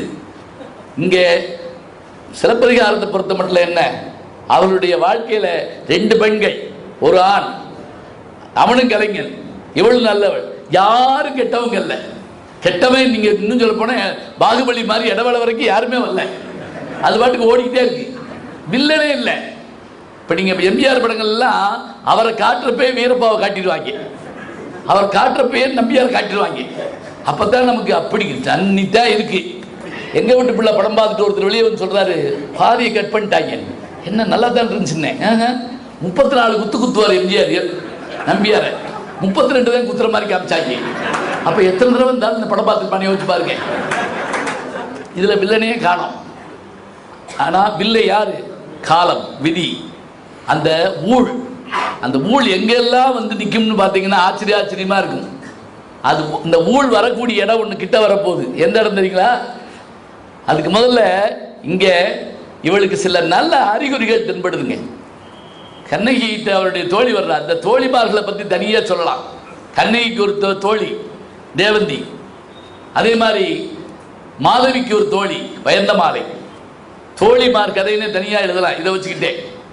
ஏன் கண்ணதாசன் பாட்டில் தோழின்னு பாட்டா நீங்க ஒரு 10 பாட்டு தெரிஞ்சாருங்களே. அடையப்பா, தூது செல்ல ஒரு தோழி இல்லை என துயர் கண்டாயா தலைவி பார் ஒரு படத்துல, பச்சை விளக்கின் படத்துல. மாலை பொழுதின் மயக்கத்திலே கனவு கண்டேன் தோழி எப்படி பார் பாக்கியலட்சுமியில. தோழி வச்சுக்கிட்டே அடிச்சு பிண்டலாம். இங்க 2 தோழி. வயந்தமாலை கூப்பிடுறா, நானும் உன்னை மாதிரி கணவனை பிறஞ்சிட்டேன், நீ வந்து ஒரு இங்கே சூரிய குண்டம் சோமகுண்டம்னு இருக்கு, அதில் குளிச்சோம்னா கணவன் திரும்பி வந்துடுவான். தேவந்தி சொல்றா. ஆமா, வயந்தமாலை சொல்லிட்டேன் தேவந்தி. அப்ப அவ என்ன செய்றா? மறுக்கிறா ஒரே வார்த்தையில, பீடன்று அப்படிங்கிறா. பீடன்று, பீடன்றுனா என்ன அர்த்தம் அப்படின்னா பெருமை தராது. போன கணவன் அவனாத்தான் திரும்பி வரணும், தானா போயிட்டு தானா திரும்பி வரணும், என்னை நோக்கி வரக்கூடாது சொல்லிட்டு இருக்கப்ப அவருடைய கண் துடிக்குதுங்கிறாங்க. கண் துடிக்குதுன்னு சொன்னா என்ன தெரிஞ்சுங்களா? நமக்கு அந்த இடது கண் வலது கண் துடிக்கிறது நம்பிக்கை தாங்க, வேற ஒன்றும் இல்லை. இப்போ பள்ளி சொல்லும் பலன்கிறோம், சாம்பாரில் விழுந்துருச்சுன்னா என்ன பண்ணுறது? அப்படி கவனிக்கப்படாது. ஏன்னா இப்போ சொல்கிறான், நனை சுவர் கூரை கடைகுரல் பள்ளி பாடுபார்த்திருக்கும் என் மனைவியை நோக்கிக்கிறான். ஒரு புலவன் ஒரு சத்திமுற்ற புலவன் சொல்றான், நாராய் நாராய் செங்கால் நாராய் பழம்படுபடையின் கிழங்கு விளந்தன்ன பவளக்கூறுவாய் செங்கால் நாராய் நீயும் நின் மனைவியின் தென்திசை குமரியாடி வலதிசை வீராயின் எம்மூர் சத்திமுற்றத்து வாவியில் தங்கி நனை சுவர் கூரை கனைகுரல் பள்ளி பாடுபார்த்திருக்கும் என் மனைவியை நோக்கி எங்கோன்மாறன் வழுதி கூடலில் வாடையின்றி வாடையில் மெலிந்து கையது கொண்டு மெய்யது பொத்தி காலது கொண்டு மேலது தெளி பேழையில் இருக்கும் பாமணன் இருக்கும் ஏழையாளினை கண்டதும் என்று சொல்லுன்னு சொன்னா பள்ளி சிச்சின்னு சொன்னா அப்போ நமக்கு வாட்ஸ்அப் கிடையாது, இதெல்லாம் கிடையாது. வருமோன்னு நினைக்கிறப்ப ஆமான்னு சொல்லிச்சுன்னா வந்துடுவான்னு நம்போம். இவருக்கு கண்ணு துடிக்குதாங்க. அங்கே என்ன நடக்குதுன்னா அதுக்குள்ள அங்கே காதல் வரி வந்துடுது. ரொம்ப நான் கதையை முழுசா சொல்லிட்டு முடியாது. ஏன்னா நான் சொன்ன மாதிரி ஒரு வாரம் பேச வேண்டிய கதை இதெல்லாம். அது வரைக்கும் நானும் இருந்து கேட்கணும், நீங்கள் இருந்து நீங்கள் பார்க்கணும், அது வேற விஷயம் இருக்கட்டும். இங்கே இதுக்கு போகிறாங்க, காணல் வரிக்கு போகிறாங்க. இந்த காணல் வரி அவங்க சொன்னாங்க பார்த்தீங்களா, காணல் வரிகள் வருகின்ற பாடல்களை மட்டுங்க தனித்தனியாக பாடி பாடத்தில் வைக்கணும். அது மாதிரி இப்படி கூட வாசி காமிச்ச அந்த பாட்டு வரியை எப்படியான பாட்டு வரிகள், அதாவது எத்தனை சந்தத்தில் போடணுமோ பின்னாடி அத்தனை சந்தம். நாட்டுப்புற சந்தத்தை அதிகமாக எடுத்து பயன்படுத்தியிருப்பாருங்க. இன்னும் அழகாக சொன்னால் இது நாட்டுப்புற காப்பியம்னு நம்ம சொல்லலாம். இதை 2 பேரும் 6 பேர் பாடுறாங்க. இன்னொரு முக்கியமான விஷயம் சொல்லிடுறேன், பெண்கள் ரொம்ப இல்லை இருந்தாலும் சொல்கிறேன். இதில் அந்த கடலாடு காதைக்கு அவங்க பெறப்படுறாங்க, பிறகுதான் காணல் வரி வரும். அந்த கடலாடு காதைக்கு அவ பெறப்படுறப்ப அலங்காரம் பண்ணுறாங்க. அலங்காரம் பண்ணுறான்னா ஏறத்தாழ 75வது வரியிலிருந்து 135 வரி வரைக்கும் அத்தனை வரியிலையும் அவன் என்ன அணிகள் அணிஞ்சான்னு எழுதுறாங்க. இளங்கோடிகள் துறவி, ஆண், அரசன் எழுதுறாரு அத்தனை விஷயங்கள் எழுதுறாரு. இன்னைக்கு நம்ம நகைக்கடை விளம்பரத்துக்காரங்க உண்மையாவது இதை பார்த்துருந்தாங்கன்னா எவ்வளோ ஆச்சரியப்பட்டிருப்பாங்க. இதை சேர்த்துருக்கலாம்ல, யாருக்காவது தெரியுமா? அவ்வளவு நகை போடுறான். ஏன் இவ்வளவு நகை போடுறா? நமக்கு ஒரு யோசனையாக கூட இருக்கு. எதுக்கு இப்படி வர்ணிக்கிறாரு ஏன் தெரியுமா? அதுக்கு பிறகு அவர் நகை போடலைங்க. அதான் உண்மை, அதான் கடைசி. அவள் போட்டுட்டு போகிறாள்ல, அப்படி போட்டு போயிட்டு திருப்பி வர்றப்போ கோவலன் இல்லாமல் வர்றா. அதனால என்ன ஆகி போச்சுன்னா அவள் எத்தனை நகை போட்டிக்கிட்டு போனாங்கிற விஷயத்தை சொல்கிறாங்க. காணல் வரியில் யாழ் எடுத்து வாசிக்கு இவன் பாடுறான், அவளும் பாடுறா. ஒரு மிஸ் அண்டர்ஸ்டாண்டிங். இவன் போட்ட கணக்கொன்று, அவள் போட்ட கணக்கொன்று, இரண்டுமே தவறானது. எவன் போட்ட கணக்குக்கோ 2 பேரும் விடையாகி போடார்கள் சொல்றாள் மாயவநாதனுடைய கவிதை. தப்பித்து வந்தானம்மா பாவம் தனியாக நின்றானம்மா, காலம் கற்பித்த பாடத்தின் அடிதாங்க முடியாமல் தப்பித்து வந்தானம்மா. அது மாதிரி அந்த பாட்டு பாடிட்டு இருக்கப்பவே கோவலனுடைய மனம் என்ன ஆகி போச்சுன்னா ஒரு நிமிஷம் தெரிஞ்சு போச்சு. யாழின் மேல் ஊழ் வந்ததுங்கிறார். இங்கதான் வேணா சேர்ந்துச்சுன்னு சொல்லுவேன். சும்மா இருக்க மாட்டாம அந்த பைக் எடுத்துட்டு போனானியா, பேசாம இருந்தான். சொல்லிக்கிட்டே இருக்க பைக் எடுத்துட்டு போனான், அடிபட்டு போனான், பாரு கால் ஒடிச்சு உட்காந்துட்டான் சொல்றோம்ல. இங்கே யாழின் மேல் ஊழ் வந்தது. அவன் என்ன பண்ணானா அப்படியே கிளம்பி போயிட்டான் வரல. இல்லை அழகா என்ன பண்றான்னா 2 கடிதங்கள் இருக்குது. 2 கடிதம் மாதவி எழுதுறா. நீங்க சிலப்பதிகாரம் முழுசா கூட படிக்க வேணாம். வாசுபமாணிக்கனாருடைய 2 கடிதங்கள் எடுத்து படிச்சு பாருங்க. இப்போ வழக்கமா கடிதம் எழுதுறப்ப படிப்போம் அல்லது பிரிக்கிறப்ப படிப்போம், இதுதானே? 2 தவிர உள்ள கையை வீட்டில் படிக்க முடியாது. ஒன்று அவர் எழுதுறப்ப படிக்கணும், இல்லைன்னா பிரித்து படிக்கிறப்ப படிக்கணும். ஒரு கடிதத்தை எழுதுறப்ப காட்டுறாருங்க, மாதவி எழுதுறப்ப காட்டுறாரு. ஏன்னா அவன் அதை படிக்க மாட்டான். இன்னொரு கடிதத்தை அவன் படிக்கிறப்ப காட்டுறாரு, இவன் எழுதுறப்ப காட்ட மாட்டாரு. ஆச்சரியமா இருக்கு அந்த கடிதம். அந்த முதல் கடிதம் எப்படி தெரியுங்களா? பிச்சிப்பூ மொட்டு வச்சு செம்பஞ்சி குழம்புல தொட்டு காதல் கடிதம் எழுதுன்னு சொல்லிட்டுறாருங்க. இன்னைக்கு நம்ம என்னென்னமோ செய்யறோம்ல, சில பேர் பக்கோடா பேப்பர்ல அனுப்பி விட்டுறாங்க, உன்னை சந்திக்கிறேன் மாலைன்னு. அந்த பிள்ளை மோந்து பார்த்து நல்லா திண்டுட்டா போட்டுருக்கு அப்படின்னு நினைச்சிட்டு இருக்காது. எதுல எழுதணும்? பிச்சிப்பூ மொட்டு எடுத்து செம்பஞ்சி குழம்பு தொட்டு என்ன அழகா எழுதுறா. அதுவும் அந்த வார்த்தை ஒன்று சொல்றாங்க, அவனுக்கும் அவளுக்கும் புரிகிற மாதிரியான வார்த்தை. மாலை மூலமாகத்தான் ஒரு 1008 கலைஞ்சு கொடுத்து நீ வந்தியே, இப்போது நான் உனக்கு ஒரு மாலை அனுப்புகிறேன், பணத்திற்காக அல்ல, உன் மீது கொண்ட காதலுக்காக அப்படின்னு ஒரே ஒரு சின்ன வரி மாத்திரம் அந்த காதலர்களுக்கு மட்டும் புரியும் பார்த்தீங்களா? அந்த மாதிரியான சங்கேத வார்த்தை. குறிப்பில் குறிப்புணர்வாரை உறுப்பினில் யாது கொடுத்தும் கொள்ளலாம் திருவள்ளுவர். கோபத்தில் கழுத்தெரியாமல் போச்சு அவனுக்கு. படிக்க மாட்டேன்ட்டாங்க அந்த லெட்டரை. அவள் படிக்கலை. அந்த இதை அவள் தான் கொண்டு போகிறா, தோழி தான் கொண்டு போகிறா, வயந்தமாலை கொண்டு போகிறா, படிக்கலை, போ அப்படின்ட்டான். அப்பவும் சொல்கிறா, காலை வாராராயினும் மாலை வருகவர். மாலையில் எப்படி வந்துடுவான், நம்பிக்கையோடு இருக்கான். வரல. அவன் போனான் இல்லைங்க, போனான்னா போயிட்டாங்க. அப்புறம் அவன் செத்து போயிட்டாங்கிற செய்தி தாங்க வருது. அதுதான் ஆச்சரியம். இந்த காப்பியத்தினுடைய பெரிய ஒரு இது என்னன்னா, அந்த கடற்கரையிலேருந்து அவன் எந்திரிச்சு போனான் பார்த்தீங்களா. இந்த சினிமாவில் கொஞ்சம் ஃபேட் அவுட் ஆகிற மாதிரி காட்டுவாங்க. அப்படியே இப்படி போயிட்டே இருக்கப்போ உருவம் மறைகிற மாதிரி இருக்கும்ல. அப்படின்னா என்ன தெரியுங்களா, அப்படியே மதுரைக்கு போவான், அப்படியே செலவு வைக்க போவான், அப்படியே கொல்லப்படுவான். இறந்து போயிட்டாங்கிற செய்தி தான் அடுத்து அவளுக்கு தெரியும். ஆச்சரியமாக இருக்கும். இங்கே என்ன பண்ணா, அந்த கடிதத்தை படிக்கலை. சரி, அவள் காத்திருந்தா. அங்கே அவள் காத்திருக்கால, இங்கே காத்திருந்தவளை நோக்கி வர்றான். இப்படி காத்திருந்தவளை நோக்கி இப்போ தான் பேசிக்கிட்டு இருக்காங்க, வந்துடுறான். இதில் கிளைக்கதையில் மட்டும் தனியாக பேசணுங்க. அதில் ஐயா சொன்னாங்களே, தேவந்தியினுடைய கதை இருக்குல்ல. இன்னைக்கு நம்ம சாஸ்தான்னு ஒரு சாமி கும்பிட்றோமே, சாத்தன் என்ற பேருங்க. அந்த சாத்தன் யாருங்கிற கதையே ஆச்சரியமாக இருக்கும். மூத்தவள் மகனுக்கு இளைய பொண்டாட்டி பால் ஊட்டுறப்ப அந்த குழந்தை விக்கி இறந்து போகுதுங்க. அந்த பிள்ளையை தூக்கிட்டு ஒவ்வொரு இடமா அலையிறா, கோயில் கோயிலா, பிள்ளையை மீட்டு கொடுத்துரு, என்ன மூத்தவ வந்து வைவா, பிள்ளையை கொண்டு விட்டான்னு சொல்லுவா. ஒன்றும் வாங்க மாட்டேங்குதுங்க. பாசந்த சாத்தான்னு ஒரே ஒரு கடவுள் மத்தலாம் பார்க்கலான்னு இருக்காரு.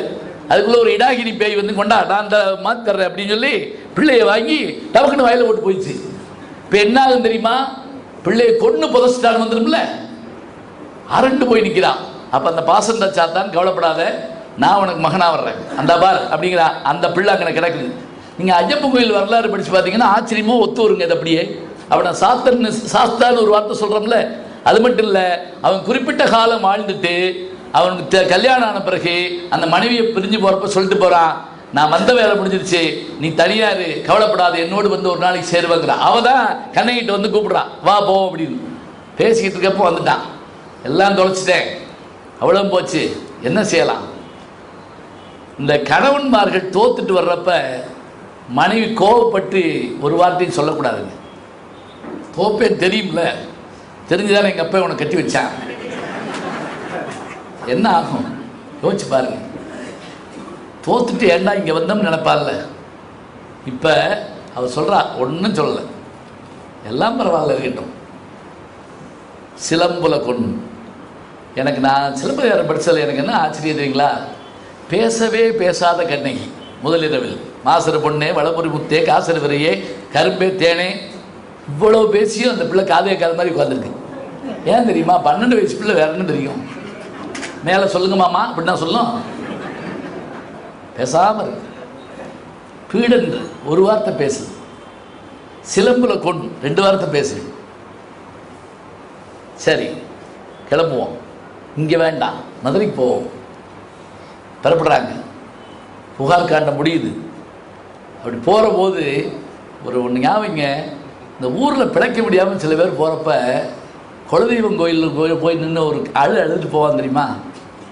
ஓ என்னத்த நான்லாம் இருந்து என்ன செய்ய, நீ இருந்து என்ன செய்ய அப்படின்னு ஒவ்வொரு கோயிலாக போகிறாங்க. அதை அந்த கோயில் போகிறப்பெல்லாம் நம்ம கூடவே அழுதுகிட்டே போகிறோம். அப்படியே இவன் பிழைக்கு இவ்வளோ பெரிய கோடீஸ்வரன், இவ்வளவு இழந்துட்டு ஒன்றும் தெரியாத மனைவியை கூட்டிக்கிட்டு கொஞ்சம் தூரம் போனவுடனே கேட்டாலாம், மதுரை வந்துருச்சா அப்படின்னு கேட்டிருக்கா. சீதை கேட்டால வந்துருச்சா அப்படின்னு கேட்டால, காடு வந்துருச்சா அப்படின்னு கேட்டிருக்கா. ஏன்னு தெரியுங்களா, அவருடைய உள்ளங்கால பூமி பார்த்தது இல்லையாங்க. வண்ணச்சீரடி மண்மகள் அறிந்துள்ளது, அவள் கால் பார்த்ததே கிடையாது. அப்படி அவங்க பிறப்பிட்டு போகிற போது ஒவ்வொரு கோயிலாக கும்பிட்டுட்டு போகிறாங்க. சிலம்பருக்கு நீ வா போன்னு கவுந்தடிகளை கொண்டு வந்து இறக்கி. ஏன்னா ஒரு 2 பெண் சேர்ந்து ஒரு ஆணோட போகலாம், 2 ஆண் சேர்ந்து ஒரு பெண்ணோட போகக்கூடாது. எவ்வளவு கவனமான காப்பியம் பாருங்க இது. நம்ம ஊரில் அதுவும் அந்த பெண்ணு அவளும் துறவியாக இருக்கணும்.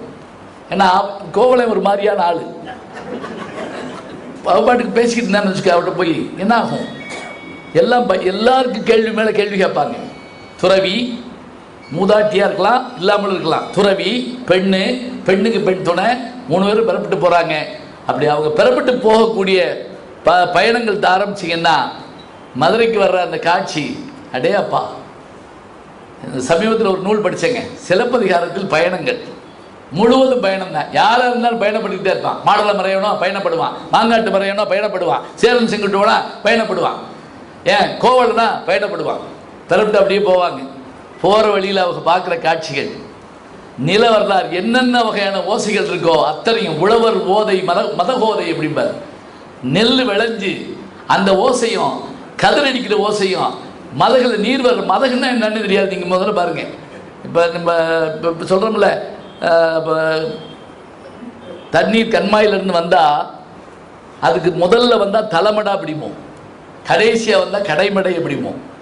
ஒரு ராஜா எல்லாரும் இதுகள்லாம் கொடுப்போம் இல்லையா, அது மாதிரி ஒரு மடாதிபதி விருந்து வச்சாராம். எல்லாரும் வந்துட்டாங்க. கடைமடைன்னு ஊர்லேருந்து ஒரு புலவர் வந்தாராம். அவர் வந்து சேர தாமதம் ஆயிடுச்சு, இடம் இல்லை. மடாதிபதி சொன்னாரா, வாரும் கடைமடையரே அப்படின்னு இருக்காரு. ரெண்டு அர்த்தம். கடைமடைங்கிற ஊரை சேர்ந்தவர் இன்னொரு அர்த்தம், கடைசியாக வந்த முட்டாப்பையில் இன்னொரு அர்த்தம். இவரே இப்படி சொன்னா விடுவானா? வணக்கம் மடத்தலைவா அப்படின்னு இருக்காங்க. அதுக்கு என்ன அர்த்தம்? மடத்தலைவா, வணக்கம் மடத்தலைவா அப்படின்னு இருக்கான். அப்படின்னு என்ன அர்த்தம்? மடத்துக்கு தலைவர்னு அர்த்தம். உட்காந்துருக்க முட்டாப்பையிலே பெரிய முட்டாப்பை நீதானே அர்த்தம். புலவன்ட்ட வாய் கொடுக்க கூடாது, அது ஒரு கஷ்டம். இங்க அந்த ஓசைகள்லாம் கேட்டுக்கிட்டே போறாங்க. அந்த அம்மா சொல்றா, நாம நீர் வழியாக பயணப்படுற போது நான் அது வழியாக வரமாட்டேன். ஏன்னா அந்த வாய்க்கால் தண்ணியை எடுத்து நான் குடிக்க வேண்டிய சூழல் வரும். தேன் கூடுகள் செஞ்சுன்னா அந்த தேன் அதில் படும். சமணர்கள் தேன் சாப்பிட மாட்டாங்க, அது ஞாபகம் வச்சுக்கோங்க. ஏன்னா அது பிறர் உழைப்பா. இப்போ நமக்கு அதுதான் பிடிச்சிருக்கு. அந்த ரிமோட் எடுத்து போடு அப்படிங்கிறோம். ரிமோட்டையே ஒருத்தன் போடப்பட்டிருக்க ஒரு ஆள் தேர்ந்தான்னா அப்போ அவன் எவ்வளோ சோம்பேறியாக இருப்பான்.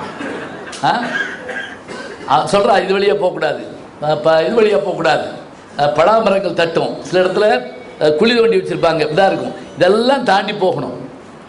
அப்படி போகிற போது அவர்கள் பார்க்குற காட்சிகள், கூத்துகள், அடே அப்பா நாமளும் கூட பயணப்படுற மாதிரி இருக்குங்க. அங்கே தான் அந்த ஒரு வரிசூல் இடம் மாதிரி ஒரு இடத்துல ஒரு மலைவாழ் மக்களை சந்திக்கிறாங்க.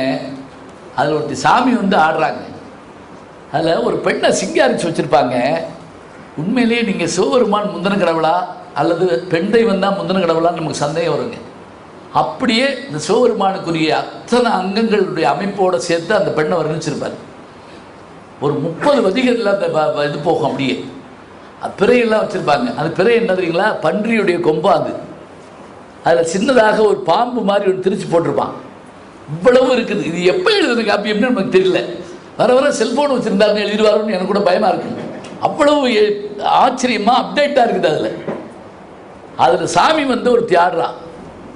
அப்படி சாமி வந்து ஆடின உடனே படார்னு கண்ணகியை பார்த்து சொல்கிறா, இவ சாதாரண ஆள் இல்லை, இவ தெய்வமாக மாறப்போறா அப்படிங்கிறான். இவளே கொங்கச்செல்வி குடமலையாட்டி வரிசையாக சொல்லிட்டே வர்றான். அப்போ கோவலன் ஆச்சரியத்தோடு பார்க்குறாங்க. கண்ணகி ஓடியாந்து கோவலை முன்னாடி இப்படி நின்றுக்கிட்டு இப்படி எட்டி பார்க்குறா. இந்த சினிமாவில் காட்டுவான் இல்லையா, அது மாதிரி எட்டி பார்த்து மூதாட்டி பேதுற்றனல். அவள் என்ன செய்றா? பாவம், அவள் பாட்டுக்கு வளர்றா. அது பெருசாக எடுத்துக்கிறாங்க. முதல்ல பேசாதவ 2 வரி பேசினவ 3 வரி பேசினவ பெருசாக பேச போகிறா. அதுதான் பெரிய ஆச்சரியம். எங்கே போய் பேச போகிறா? மதுரையில் போய் பேச போகிறா. மதுரைக்கு போகிற வழியில் ஒருத்த வந்து சந்தித்து சொல்கிறாங்க, மதுரை மாதிரி ஒரு ஊர் உண்டா? ஒரு நான் சொல்லலை, அவன் சொல்கிறான். அந்த மறையோன்னு சொல்கிறான், மாங்காட்டு மறையோன் அவன் பேர். அவன் சொல்கிறான், மதுரை மாதிரி ஒரு ஊர் உண்டா? திருவிளையாடல் புராணம் கதையை சொல்கிறாங்க. அதில் எனக்கு தெரிஞ்ச திருவிளையாடல் புராணம் கல்லாடர்னு ஒருத்தர் எழுதுகிற நூல் வந்து திருவிளையாடல் புராணம் எப்படி பற்றி தெரியாது. இங்கே திருவிளையாடல் புராணம் கதை இதில் சொல்லப்படுது. ராமாயணம் இருக்குது, மகாபாரதம் இருக்குது. இந்த 10 லீலைகள் அத்தனையும் கிருஷ்ணனுடைய அவதாரம் அவ்வளவு இருக்குது அதில். இதில் இவங்க அப்படி ஒவ்வொன்றா பார்த்துக்கிட்டே போகிறாங்க. இரவு நேரங்களில் பயணப்படுவாங்களாம். அப்போ பகல் நேரத்தில் மதுரையை நெருங்கிட்டாங்க. அப்போ ஒரு ஆச்சரியமான சம்பவம் நடக்குது. என்ன தெரியுங்களா? அந்த இதுக்கு போகிற போது சில நேரங்களில் தூங்காமல் அலைவோம்ல, அதிகாலை நேரத்தில் நடந்து போகிறான் கோவலன். அவங்கள நினைத்து இருக்க சொல்லிட்டு ஒரு வனத்தில் ஒரு பேய் ஒன்று இருக்குதுங்க. அந்த பேய் என்ன செய்யுமா, இன்னைக்கு வரைக்கும் நம்ம ஊரில் சொல்கிற கதை அது தெரியுமா உங்களுக்கு? பேய் வந்து நம்மளை எப்படி கூப்பிடுமா, நமக்கு தெரிஞ்சவங்க மாதிரி வருமா. அப்பா கூப்பிட்ட மாதிரி இருந்துச்சுன்னு சொல்லி அந்த பிள்ளை எந்திரிச்சு போச்சுமாங்கல்ல. நமக்கு யார் ரொம்ப பிடிச்சவங்களோ அவங்க மாதிரி வருவாங்களாம். இங்கே கோவலன் காலைக்கடன் கழிக்க போகிறான். அப்போ அந்த பேய் வருது. இப்போ அது யார் மாதிரி வரணும்? நியாயப்படி கண்ணகி மாதிரி வரணும், இல்லைன்னா மாதவி மாதிரி வரணும். எங்கே நான் பந்தயம் கட்டுற யாராவது சொல்லிவிடுங்க வைப்போம், இந்த பேய் யார் வடிவத்தில் வந்துச்சுன்னு. யார் வடிவத்தில் வந்து தெரியுங்களா? மாதவியினுடைய தோழி வடிவத்தில் வந்துச்சான். இது ரொம்ப பேருக்கு புரிஞ்சிருக்குன்னு நினைக்கிறேன். அப்போ இவங்க அந்த பிள்ளையும் ஒரு பார்வை பார்த்துக்கிட்டு இருந்திருப்பான் போல் இருக்கு. நான் அவனுக்கு தப்பாக சொல்லலைங்க. இந்த சில பேர் இல்லை, அந்த பேய் தெரிஞ்சிருக்கேன், நான் தான் சொன்னேன். அந்த பேய் அந்த வயந்தமால வடிவத்தில் வந்து அவன் நிற்கிது. இவன் என்ன பண்ணுறான், ஒரு நிமிஷம் அது வந்திருக்கு, அது வேற வடிவம் தெரிஞ்சுக்கிட்டு பாய்களை மந்திரம்னு ஒரு வார்த்தையை சொல்கிறார். சில மந்திரங்களை ஜபிச்சா உடனே அது போயிடும் சொல்லி ஒரு நம்பிக்கை உண்டு. இதெல்லாம் நம்பிக்கை தான். இப்போ நீங்கள் நம்ம கட்டிடங்களில் உட்காந்துட்டு பேசக்கூடாது. நான்லாம் களத்து மேட்டில் நெல்லு காவலாக படுத்துருந்துருக்கேன், எனக்கு தெரியும். எல்லா சாமியும் கும்பிட்டு தான் இருப்போம், வேறு வழி வேறு யார் இருக்கா? ஒரே ஒரு ஆள் கூட படுத்துருப்பேன், அவன் தண்ணியை போட்டு 3 நாளைக்கு முதல்ல தூங்கிட்டான். அவனை ஒன்றும் செய்ய முடியாது, அவன் தான் தண்ணி மாய்ச்சிருவேன். நம்ம என்னன்னு சொல்கிறது? இப்போ எல்லா சாமியும் கும்பிடுவோம். இங்கே அதே மாதிரி இவன் சில மந்திரங்களை சொல்ல உடனே அது உருவம் மாறி அவன்கிட்ட சொல்லுது, இங்கே நடந்ததை கவுந்தடிகள்கிட்ட சொல்லாதங்க. ஏன் தெரியுமா? அந்த அம்மா ஏற்கனவே அப்படி இவன் கேள்விப்பட்ட 2 பேரும் நரிகளாக சொல்லுது. அது நீங்கள் ஆச்சரியத்தை பார்க்கலாம். இப்படியான இயற்கை இறந்த நிகழ்ச்சி வருமா அப்படின்னு ஒரு கேள்வி உண்டு. 2 நிகழ்ச்சி சிலப்பதிகாரத்தில் இயற்கை இறந்த நிகழ்ச்சிம்பாங்க. என்ன அப்படின்னா சூப்பர் நேச்சுரல். இந்த இறந்து போன கோவலன் ஒரு வார்த்தை பேசினாங்கிற கதை ஒன்று வரும். ஆனால் அதை இளங்கோவடிகள் ரொம்ப கவனமாக இது மாயமோ அப்படின்னு அவன் திகைக்கிறான். அவள் ஒத்துக்கல. என்ன மயனா செத்தவன் எந்திரிச்சு பேசுகிற மாதிரி நமக்கு தோணுமா இல்லையா?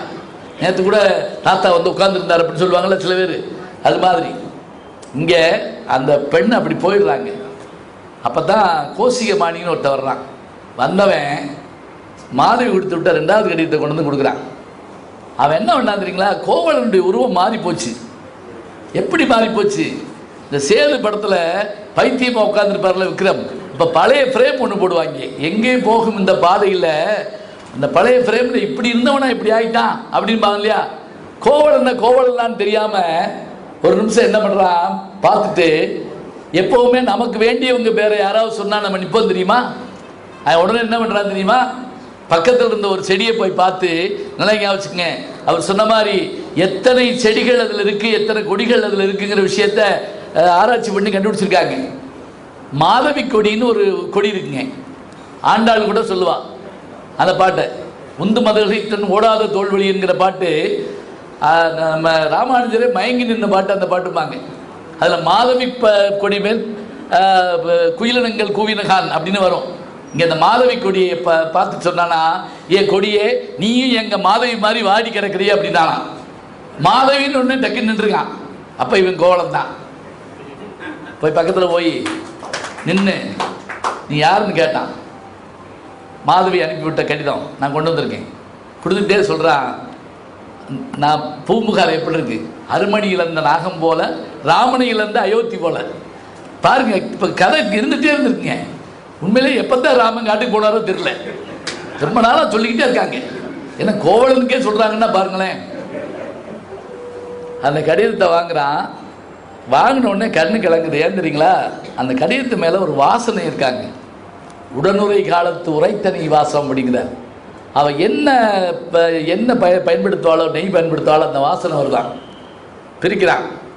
அந்த கடிதம் அபூர்வமான கடிதம். உலகத்தில் இது வரைக்கும் யாரும் எழுதாத கடிதம்.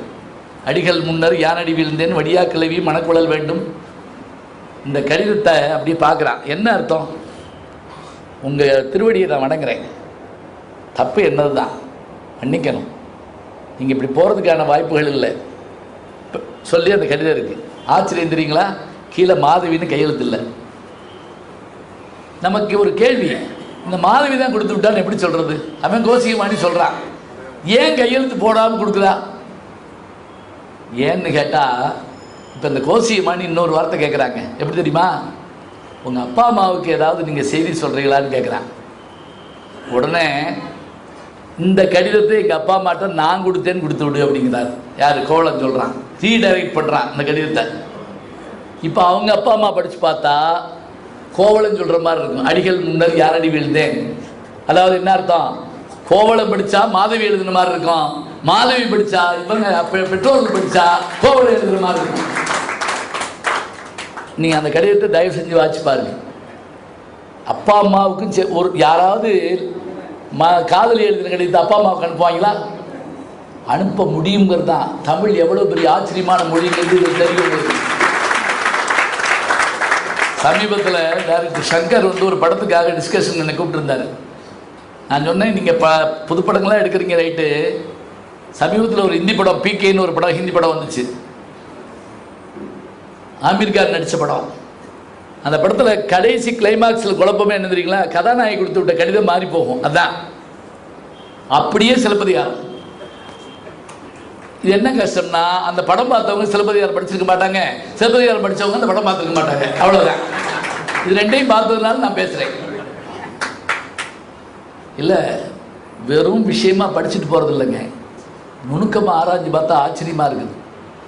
சரி, அவன்கிட்ட அந்த கடிதத்தை கொடுத்து விட்டான், மதுரைக்கு வந்துட்டாங்க. இதில் ஒரு ஆச்சரியம், இன்னொரு சிறப்பு என்ன தெரியுங்களா? எல்லா ஊரையும் சுற்றி காட்டுவாருங்க. பூம்புகார் நகரத்தை பற்றி சொல்கிறதுக்கு இந்திரவெளு ஊரெடுத்த காதை அப்படின்னு ஒரு பகுதியும், இன்னொரு அந்திமாலை சிறப்பு செய்த காதையும் பகுதியும் வச்சு ஒரு விஞ்சயன் ஒருத்தன் தான் மனைவியோடு வந்து பூம்புகார் நகரத்தை பூரா சுற்றி காட்டுவான். பூம்புகார் முழுவதும் அந்த அவன் மூலம் நமக்கு காட்டப்படும். மதுரைக்கு வந்த கோவலன் மதுரை பூரா ஒரு நாளைக்கு போய் சுற்றி பார்க்குறாங்க. ஊர்கான் படலை மாதிரி போய் பாட்டு வர்றான். மதுரையை சுற்றி காமிச்சாச்சு. சேர்நாட்டை சுற்றி காமிக்கிறதுக்கு தான் மலைவளம் கண்ட படலாம். அந்த சேர்நாட்டை சொன்னதுக்கு இங்கே வந்தாச்சு. அடைக்கலை காதையில் கொண்டு வந்து அங்கேருந்த மாதிரிட்டு அடைக்கலை கொடுக்குறா. இதுக்கிடையிலையும் கிளைக்கதைகள் இருக்குது, அடைக்கலம் பற்றிய கதைகள் இருக்குது. இருக்கட்டும், இந்த இடத்துல விடைபெறா கவுங்கடிகள். பார்த்துக்கோ, அற்புதமான பொருள், அவன் ஞானி, அவளுக்கு தெரியும் என்ன நடக்க போகுதுன்னு. பார்த்துட்டு அப்படியே இருக்கா. போயிட்டு வரேன், கிளம்புறா. அந்த மாதரி என்கின்ற அந்த பெண்ணு அவருடைய மகள் ஐயை என்கின்றவளும் அப்படி பார்த்துக்கிறாங்க. அந்த ரெண்டு பேர்த்தையும் நம்ம வீட்டுக்கு வந்த உறவினர்களை பார்த்துக்கிற மாதிரி அவங்க பார்த்துக்கிறாங்க. அப்படி பார்த்துக்கிட்டப்ப இவன் சிலம்பு வைக்க கிளம்பணும் பார்த்தீங்களா, அன்றைக்கி முதல் நாள் தாங்க அவங்க ரெண்டு பேரும் உட்காந்து தனியாக உட்காந்து பேசி சாப்பாடு வேணுமே அப்படின்னொடனே அடிகள் சாவக நோம்பிகள் ஆதலால் சமைத்த உணவை உண்ணமாட்டார். ஆசீவகம்னு ஒரு மதம் உண்டுங்க சமணத்தில். ஆசீவகம் முதல் மதம்பாங்க. அதில் கோவலன் ஆசீவக மதத்தை சார்ந்தவனாக இருப்பான்னு ஒரு நம்பிக்கை இருக்குது. அவன் சமைச்ச உணவை சாப்பிடல. கண்ணகி கிட்ட காய்கறி வந்து நிற்கிது, பலாக்கறி சமைக்கிறாங்க. இந்த இப்போ கூட செட்டிநாடு விட்டு கல்யாணங்களில் பார்த்திங்கன்னா பலா கொட்டை இல்லை, பலாக்காயவே கறியாக சமைப்பாங்க. அது மாதிரியான சமையல் பண்ணி சாப்பாடு போட்டு கையில் உட்காந்து வீசிட்டே சாப்பிட்றப்ப கண்ணீர் விடுறான். இப்போ வர்ணிக்கிறாங்க. முதல் வர்ணனையை கையில் வச்சுக்கோங்க, இந்த வர்ணனை கையில் வச்சுக்கோங்க. அந்த வர்ணனை பூரா அவளுடைய அழகு, இந்த வர்ணனை பூரா அவருடைய குணம். உன்னுடைய குணத்தை நான் புரிஞ்சுக்கிறாமல் போயிட்டேனே அப்படின்னு வரிசையாக சொல்லிக்கிட்டே வர்றான். வான்பொருள் துன்றம் குலைத்தனை, எல்லா பொருளும் தொலைச்சிட்டேன். சரி விடு, அதனால் என்ன சொல்லிட்டு ஒரே ஒரு வார்த்தை சொன்னாங்க. நீங்கள் இந்த வீட்டை விட்டு போனதில் எனக்கு என்ன நஷ்டம் தெரியுமா? நம் உறவு கெட்டது, குழந்தைகள் இல்லை, சுற்றத்தார் இல்லைன்னு சொன்னாங்க. அதெல்லாம் எனக்கு பெருசாக தெரியல. ஆனால் இத்தனை நாளும் ஒரு நாள் கூட நம்ம வீட்டுக்கு ஒரு விருந்தாள் கூட வந்ததில்லை. என்ன கொடுமை! ஆம்பளை இல்லாத வீடுன்னு விருந்தாள் வரல. என் வாழ்நாளில் நான் ஒரு நாள் கூட விருந்தாள் உபசரிக்கிற வாய்ப்பை கோவலா உன்னால் இழந்தண்டா. அறவோர் கழித்தலும் அந்தனர் ஓம்பலும் துறவோர் கெடுதலும் தொல்லோர் சிறப்பின் விருந்ததிர்கோடலும் இழந்த என்னை. கண்ணகி வருத்தத்தை பார்த்தீங்களா? அவளை சின்ன பிள்ளைன்னு நம்ம நினைக்கிறோம். அவள் சொல்கிறா, யாருக்குமே நான் விருந்து பண்ணலையே, நான் என்ன பண்ணட்டும்? விருந்து பொறுத்ததா தான் உண்டல் சாவா மருந்தனின் வேண்டற் பாற்றென்றுபார் திருவள்ளுவர். சாவா மருந்தாகி அமிர்தமாக இருந்தாலும் அந்த விருந்தனை வீட்டுக்கு வெளியில் உட்கார வச்சுட்டு நீ சாப்பிடாத, நல்ல முறை இல்லை. விருந்துன்னு ஒரு அதிகாரத்தை வைக்கிறார்ல, இந்த விருந்தில் இவர் சொல்கிறாங்க அவ்வளோ அழகா. சிலம்பெடுத்துட்டு கிளம்புறான். எதிர்த்தாப்புல காளமாடு வருதான். நியாயப்படி சில நேரங்களில் சகுனம் பார்ப்போம். எங்கள் அப்பாலாம் பார்ப்பார், எனக்கு சொல்லுவார், சரி கொஞ்ச நேரம் கழிச்சு போவோம்டா அப்படிம்பாரு. நான் அது மூட நம்பிக்கைன்னு நினைப்பேன். அங்கே போனால் தாசில்தார் வெளியூர் போயிருப்பார். உண்மையிலேயே ஆச்சரியமாக இருக்கும். அது அவர் நம்பிக்கையா என் நம்பிக்கையா பொய்யா அதெல்லாம் தெரியாது. பெரிய புராணத்தில் கண்ணப்ப நாயனார் இதெல்லாம் எடுத்துகிட்டு போகிறாரா, கூட வர்றவன் சொல்கிறானா, காக்கை இடம் போகுதன்னே அப்படிங்கிறானா. காக்கா இடவளமாக போகிற போது வழிவிட்டு போகிறதுன்னு ஒன்று உண்டு, கட்டுறதுன்னு ஒன்று உண்டு. கட்டுச்சுன்னா போகக்கூடாதுன்னா என்ன அர்த்தம்? அதுக்காக நான் பரிசைக்கு போகிறேன் இன்னும் அப்படி இல்லை, வேறு திருவழியாக போகணும்னு அர்த்தம். ஒரு சின்ன பரிகாரம் வச்சுருப்பாங்களே நம்ம ஊரில். ஒருத்தர் சொல்லியிருக்கான், ஒரு ஜோசியர் சொன்னான் மனைவியை பார்த்து, அவருடைய இந்த வந்தவன் நம்மளுடைய மனைவியை பார்த்து, இந்த பாருங்க இந்த அம்மா அவங்களுடைய மனைவி மகாலட்சுமி, 7 ஜென்மத்துக்கு இந்த அம்மா தான் அவங்க மனைவியாக வருவாங்க. உடனே அவசரமாக கேட்டான், இதுக்கு ஏதாவது பரிகாரம் இருக்கா அப்படின்னு இருக்கான். இவன் பரிகாரத்தை பாருங்க, இப்படி பரிகாரம் பண்ணுவாங்களா? 7 ஜென்மம்னா விளையாட்டா? அவன் கஷ்டம் அவனுக்கு தான் தெரியும். மாடு தவளை வந்துச்சுங்க. அவன் வணிக குலத்தை சார்ந்தவன் ஆதலால் அந்த மாடு வந்தால் போகக்கூடாதுன்னு தெரியாமல் போயிட்டாங்க. போனவன் இப்போ தான் மாட்டிக்கிறான். எங்கே இப்படி மாட்டான்னு தெரியுங்களா? பேசாமல் இருந்தால் பரவாயில்லைங்க. அந்த பொற்கொள்ளன் புடைசூழ வந்தானா போய் சிலம்பை விற்று கொடுன்னு சொன்னால் நல்லா தானே இருக்கும். என்ன சொல்லி விற்றுருக்கா? ராணிமார்கள் அணியக்கூடிய சிலம்பு உண்டு என்கிட்ட இருக்கு, நீ விற்று தரையான்னு இருக்கான். ராணி சிலம்பை திருடிட்டு எவன் மேலே பழி போடலாம்னு தெரிஞ்சுக்கிட்டு இருக்கான் அவன். அவன்கிட்ட போய் காவலன் தேவிக்கு ஆவதோர் சிலம்பு என்னிடம் உண்டுன்னு சொன்னான். மாப்பிள்ளை உன்னை தாண்ட தேடுறேன் அப்படின்ட்டாங்க. நீ உன்னை தான் தேடுறேன்.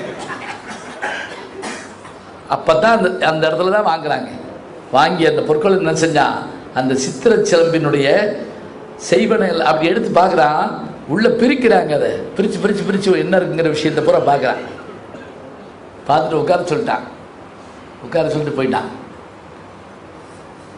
போன உடனே அங்கே நம்ம கதைப்படி என்னென்னா, இந்த சாமி பள்ளியறைக்கு போகிறப்ப கணக்கு கட்டுவாங்க. பார்த்துருக்கீங்களா?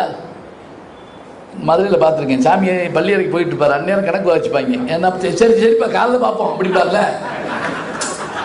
அந்த பால் காப்பிடி இருக்கு, நீ அரைப்படி கூட வாங்கி போய் காலைல பார்ப்போம். பாண்டி மாதேவி கோபம் கொண்டு போகிறான். அந்த கோபத்தை தீக்கிறதுக்கு இவன் போய்கிட்டு இருக்கான். அந்நேரம் போய் இவன் சிலம்ப திருடின ஒருத்தனை பிடிச்சிட்டேன், உட்கார வச்சிருக்கேன். கொண்டுவான்னு கூட சொல்லலையாங்க. கொன்றுவா போ உடனே. ஏன்னா அந்த காலத்தில் சிரமறுத்தல் வேந்தனுக்கு பொழுதுபோக்கும் சிறிய கதை, நமக்கெல்லாம் உயிரின் வாதை. அதாவது நம்மளா போய் ஒரு விஷயத்தை மாட்டக்கூடாது. கோவலன் மாத்திரம் அந்த வார்த்தை பேசாமல் இருந்தான்னு வைங்களேன், அவனுக்கு அந்த யோசனை கூட வந்திருக்காரு. ஒரு தடவை என்ன பண்ணியிருக்காங்க, ஒரு சர்வாதிகாரத்தில் 3 பேரும் தூக்கில் போடுறதுக்காக ஏற்பாடு பண்ணியிருக்காங்க. தூக்கு போட வேண்டாம், மின்சாரம்லாம் கண்டுபிடிச்சாச்சு, மின்சாரம் இருக்கல்ல உட்காரப்போ அப்படின்ட்டு முதல்ல கலப்படம் பண்ண ஒரு வியாபாரி ஒருத்தர் அவரை உட்கார வச்சுருக்காங்க. சுவிட்சை போட்டால் ஒன்றும் ஓடலை. நியாயப்படி ஒருத்தர் ஒரு தடவை தண்டனை கொடுத்தாச்சுன்னா அது பழிக்கலைன்னா அவனை விட்டுறணும். அவன் தப்பிச்சு ஓடியே போனான். அடுத்த ஒரு ஆள் அந்த ஆளை கொண்டு உட்கார வச்சாங்க. அப்போது சுவிட்சை போட்டால் ஒன்றும் ஆகலை, மின்சாரம் நாற்காலி ஒன்றும் செய்ய மாட்டேங்குது. 3வது ஒரு சயின்டிஸ்ட், எங்களை மாதிரி ஒரு ப்ரொஃபஸர், அவரை போய் உட்கார வச்சுருக்காங்க என்னமோ தப்பு பண்ணதுக்காக. அவர் சொன்னாரா, பிளக்க மாட்டலை அப்படின்ட்டு இருக்காரு. பேசாமல் இருந்துக்கலாம்ல. சுவிட்சை போட்டு போயிருப்பாங்களா இல்லையா? இவன் போய் அப்படித்தான் மாட்டினான். அவன்கிட்ட கேட்டாங்களா, ராணிக்கு ஆகிற சிலம்புன்னு கேட்டாங்களா? நாங்கள் ஐயா சொன்ன மாதிரி பட்டிமன்றம் போடுறப்ப கோவலன் குற்றவாளின்னு போடுறப்ப எப்படி போடுவோம்னா, அவன் சிறந்த கணவன் இல்லை, அவன் சிறந்த தந்தை இல்லை, அவன் சிறந்த வியாபாரியும் இல்லை அப்படிமோ. ஏன்னா ஒத்த சிலம்பை எவனும் எடுத்துகிட்டு போய் வைக்க மாட்டாங்க. அதுவே பெரிய குற்றம் இல்லை. எனக்கு ஒரு அனுபவம் தெரியுங்களா, நான் ஆரம்ப காலத்தில் பேச ஆரம்பித்தப்ப குன்றக்குடி அடிக்கால தலைமையில் ஒரு வழக்காடு பண்ணுறோம். கண்ணகி மதுரையை எரித்தது குற்றம். அதே மாதிரி எல்லாரும் செத்து போயிட்டாங்களா, பிறகு கண்ணகி மதுரை எரிச்சா, இதான் குற்றம். நான் வழக்கு தொடுக்கணும். வழக்கு மறுக்கிற ஒரு பேராசிரியர் காணா போயிட்டார். என்னன்னு தெரியல. சாமி பெரிய ஒரு அடியலார் உட்காந்துருக்காரு. அது ஐயாவுக்கு தெரியும், அடியலார்ட்ட பேசுறது தான் பெரிய கஷ்டம். ஏதாவது தப்பு விட்டோம்னா மணி அடிச்சு அந்த பாட்டு சொல்லுங்க அப்படிப்பாரு. ஒரு தடவை ஒரு பேராசிரியர் பாட்டை தப்பாக சொல்லிவிட்டாரு, மணி அடிச்சு அந்த பாட்டு சொல்லுங்க அப்படின்னாரு. அவர் உடனே அப்படி சுதாரிச்சுக்கிட்டு, சாமி அந்த பாட்டை உங்கள் வாயில கேட்கணும் போல ஆசையாக இருக்கிறாரு. ஏன்னா மறந்து வச்சு பாட்டு எதுக்கு சாமியை மணி அடிக்க விட்டுக்கிட்டே இருப்பானே அப்படின்ட்டு. இப்போ இந்த பக்கம் பட்டிமன்றம் பேசுகிற ஆள் வரலங்க, வழக்காடு பண்ணுறான் வரல. உள்ளூரில் கூப்பிட்டா சிலப்பதிகாரம் இருந்தால் வரமாட்டேங்கிறாங்க, அடிகளாக இருந்தால் அதுக்கு மேலே வரமாட்டேங்கிறாங்க. இப்போ என்ன பண்ணுறது? அப்போ அடிகளார் என்ன பண்ணுறதுங்களா?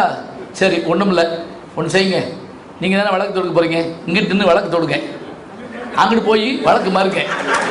அது எப்படி சாமி? சும்மா பண்ணுங்க, நான் கேட்டாரு. அப்புறம் நானே இங்கிட்டு கேள்வி கேட்டு நானே அங்கிட்டு போய் பதில் சொல்லி தமிழ் வரலாற்றுலேயே வழக்காடு மன்றத்தில் டபுள் ஆக்ட் பண்ணவே நான் ஒரு ஆள் தான்.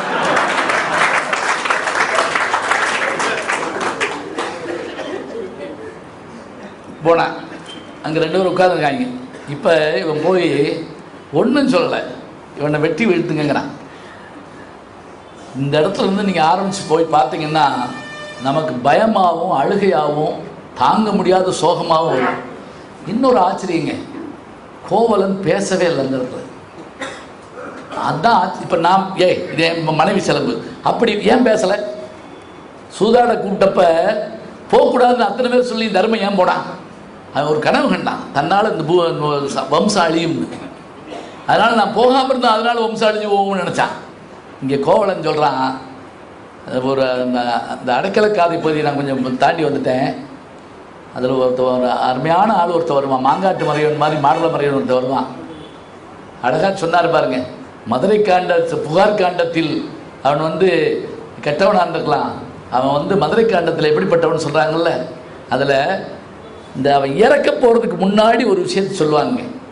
இந்த சில பேர் வீடு காலி பண்ணுறதுக்கு முதல்ல அவன் நல்லவன் தெரியும், பார்த்துருக்கீங்களா? 10 வருஷமும் பழகிருப்போம், அன்னைக்கு தான் அவன் நல்லவங்கிறத கண்டுபிடிச்சிருப்போம், அப்புறம் பூரா வருத்தப்பட்டுக்கிட்டே இருப்போம். அவன் அந்த அடைக்கலக்காதில் திண்ணையில் உட்காந்துருக்கப்ப வந்தவன் கேட்டானா, நீ கோவலன்னா அப்படின்னு கேட்டிருக்கான். அவன் பேர் மாடல மறைவன். ஆமாம், என்ன எப்படி உனக்கு தெரியும்? உன் மக பிறந்த நாளைக்கு பேர் வச்ச அன்னைக்கு 1000 கணிகையரை நிப்பாட்டி தங்கத்தட்டில் பொற்காசு கொடுத்தப்ப வரிசையில் நின்று வாங்கினதில் நான் ஒரு ஆள். அது மட்டும் இல்லை, நீ தானே பிரிஞ்சு போன குடும்பத்தை சேர்த்து வச்சவன் இல்லோர் செம்மல். ஒரு கிழவனுக்காக யானையோட போராடி அவனை காப்பாற்றுறவன் நீ தானே, கடற்கலரை அடக்கிய கருணை மரவன் நீ தானே. அது மட்டும் இல்லை, ஒருத்தர் பொய்ச்சாட்சி சொல்லிட்டான். அப்படி பொய்ச்சாட்சி சொன்னவனை அந்த காலத்தில் ஒரு பூதம் சதுக்க பூதம் ஒன்று இருந்திருக்கு. அது என்ன செய்யுமா, பொய்ச்சாட்சி சொன்னவனெல்லாம் டக்குன்னு பிடிச்சி வாயில் போட்டுருமா. அதெல்லாம் இப்போ இருந்தால் எவ்வளோ நல்லது பாருங்களேன். பூதத்தை காணும், இப்போ நமக்கு அதான் பிரச்சனை. அந்த பூதம் என்ன செய்யுமா, அடிச்ச அது மாதிரி ஒருத்தர் மாட்டிக்கிட்டான். நீ போய் என்ன செஞ்ச, நீ அந்த பூதத்தோட வாதாடுற. சரி, அவன் தப்பே செஞ்சுட்டான், இருந்தாலும் அவனை திங்காத, அவனுக்கு பதிலாக என்னையை தின்னு நீ போய் நின்ன. பூதம் சொல்லிச்சு, நரகன் உயிருக்கு நல்லுயிர் கொடுக்கின்ற வழக்கம் பூதத்துக்கெல்லாம் கொள்கை இருந்திருக்குங்க. நரகன் உயிருக்கு நல்லுயிர் கொடுக்கிற வழக்கம் எனக்கு இல்லை போ அப்படின்ட்டு அவன் தின்னுடுச்சு. இன்னொரு பார்ப்பனத்தி வீட்டில் பிள்ளை இல்லாமல் கீரிப்பிள்ளை வளர்த்தா. அந்த கீரிப்பிள்ளை வாசலில் நின்றுட்டு இருந்துச்சு. கொஞ்ச நாள் கழித்து இவளுக்கு குழந்தை பிறந்துச்சு. குழந்தைய வச்சுட்டு தண்ணிக்கு போயிருந்தா. எப்பவும் போல் வாசல் நிற்கிற கீரிப்பிள்ளை அன்னைக்கு வெளியே வந்து நின்றுச்சு. வாயில் ரத்தம் வழியுது. குடத்தோடு போனவன் என்ன நினச்சா, பிள்ளை உள்ளே தூங்குது, வாயில் ரத்தம் வருது, பிள்ளையை கொண்டு தின்றுச்சு போட்டு நினச்சி குடத்தை மண்டையில் போட்டா. கீரிப்பிள்ளை மண்டையில் உள்ளே போய் பார்க்குறா, பிள்ளை விளையாட்டுக்கிட்டு இருக்கு. புருஷன் பார்த்தான், கீரிப்பிள்ளையை கொண்ட பாவம் 7 தின்னதுக்கு விடாது, உடனே தள்ளி வைக்கிறேன். இதெல்லாம் பாருங்கள், தள்ளி வைக்கிறதுக்கு என்னென்ன யோசனை வச்சுருக்காங்கன்னு சொல்லி. இப்போ என்ன செய்யறது, ஒரு இதில் எழுதி இத்தனை யாகம் பண்ணால் நான் உன்னை சேர்த்துக்கிறேன், பொருள் கொடுத்தா உன்னை சேர்த்துக்கிறேன். அதை எடுத்துக்கிட்டு வடநாட்டிலேருந்து வர்றாங்க, ஞாபகம் வச்சுக்கங்க. வடநாட்டிலேருந்து இந்த பிராமண பெண் வர்றா, சேர்த்து வைக்க ஆள் இல்லை. அதை வாங்கி வாசித்து பார்த்துட்டு அவளுக்கு பொருள் கொடுத்து அந்த குடும்பத்தை சேர்த்து வச்சவன் நீ தானே. வரிசையாக சொல்லிட்டே வர்றாங்க. சொல்லிட்டு இம்மை செய்தன யானறி நல்வினை, எனக்கு தெரிஞ்ச வரைக்கும் நீ கெட்டவனே கிடையாதேப்பா, இப்படிப்பட்டவனா நீ இந்த வீட்டு வாசலில் உட்காந்துருக்கியே, அடைக்கல பொருளாக உட்காந்துருக்கியே அப்படின்னு நான் பேசுகிறான். இது நீங்கள் ஞாபகம் வச்சுக்கங்க. இப்படி இந்த இதெல்லாம் கேட்டவன் அவன் ஒரு வார்த்தை கூட பேசாமல் இருந்தான். ஏன் தெரியுமா, ஒரு கணா கேட்டாங்க. 3 பேர் கனவு இருக்குது இந்த படத்தில். இந்த இதில் 3 கனவு. ஒன்று கண்ணகி கனவு, இன்னொன்று கோவலன் கனவு, இன்னொன்று கோபுரந்தேவியினுடைய கனவு. கண்ணகி கனவை தேவந்திட்டு சொல்கிறா, அவ வெளியூருக்கு போய் அவமானப்படுறோம், என் கணவர் இப்படி ஆகிறாரு.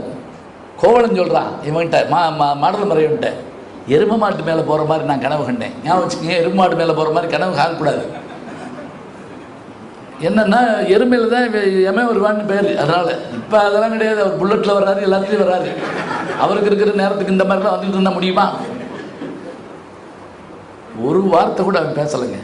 ஆனால் அந்த 2 பேரும் சந்தேகப்படுறாங்க. எப்படி இவனை பார்த்தா கெட்டவன் மாதிரி தெரியலையே.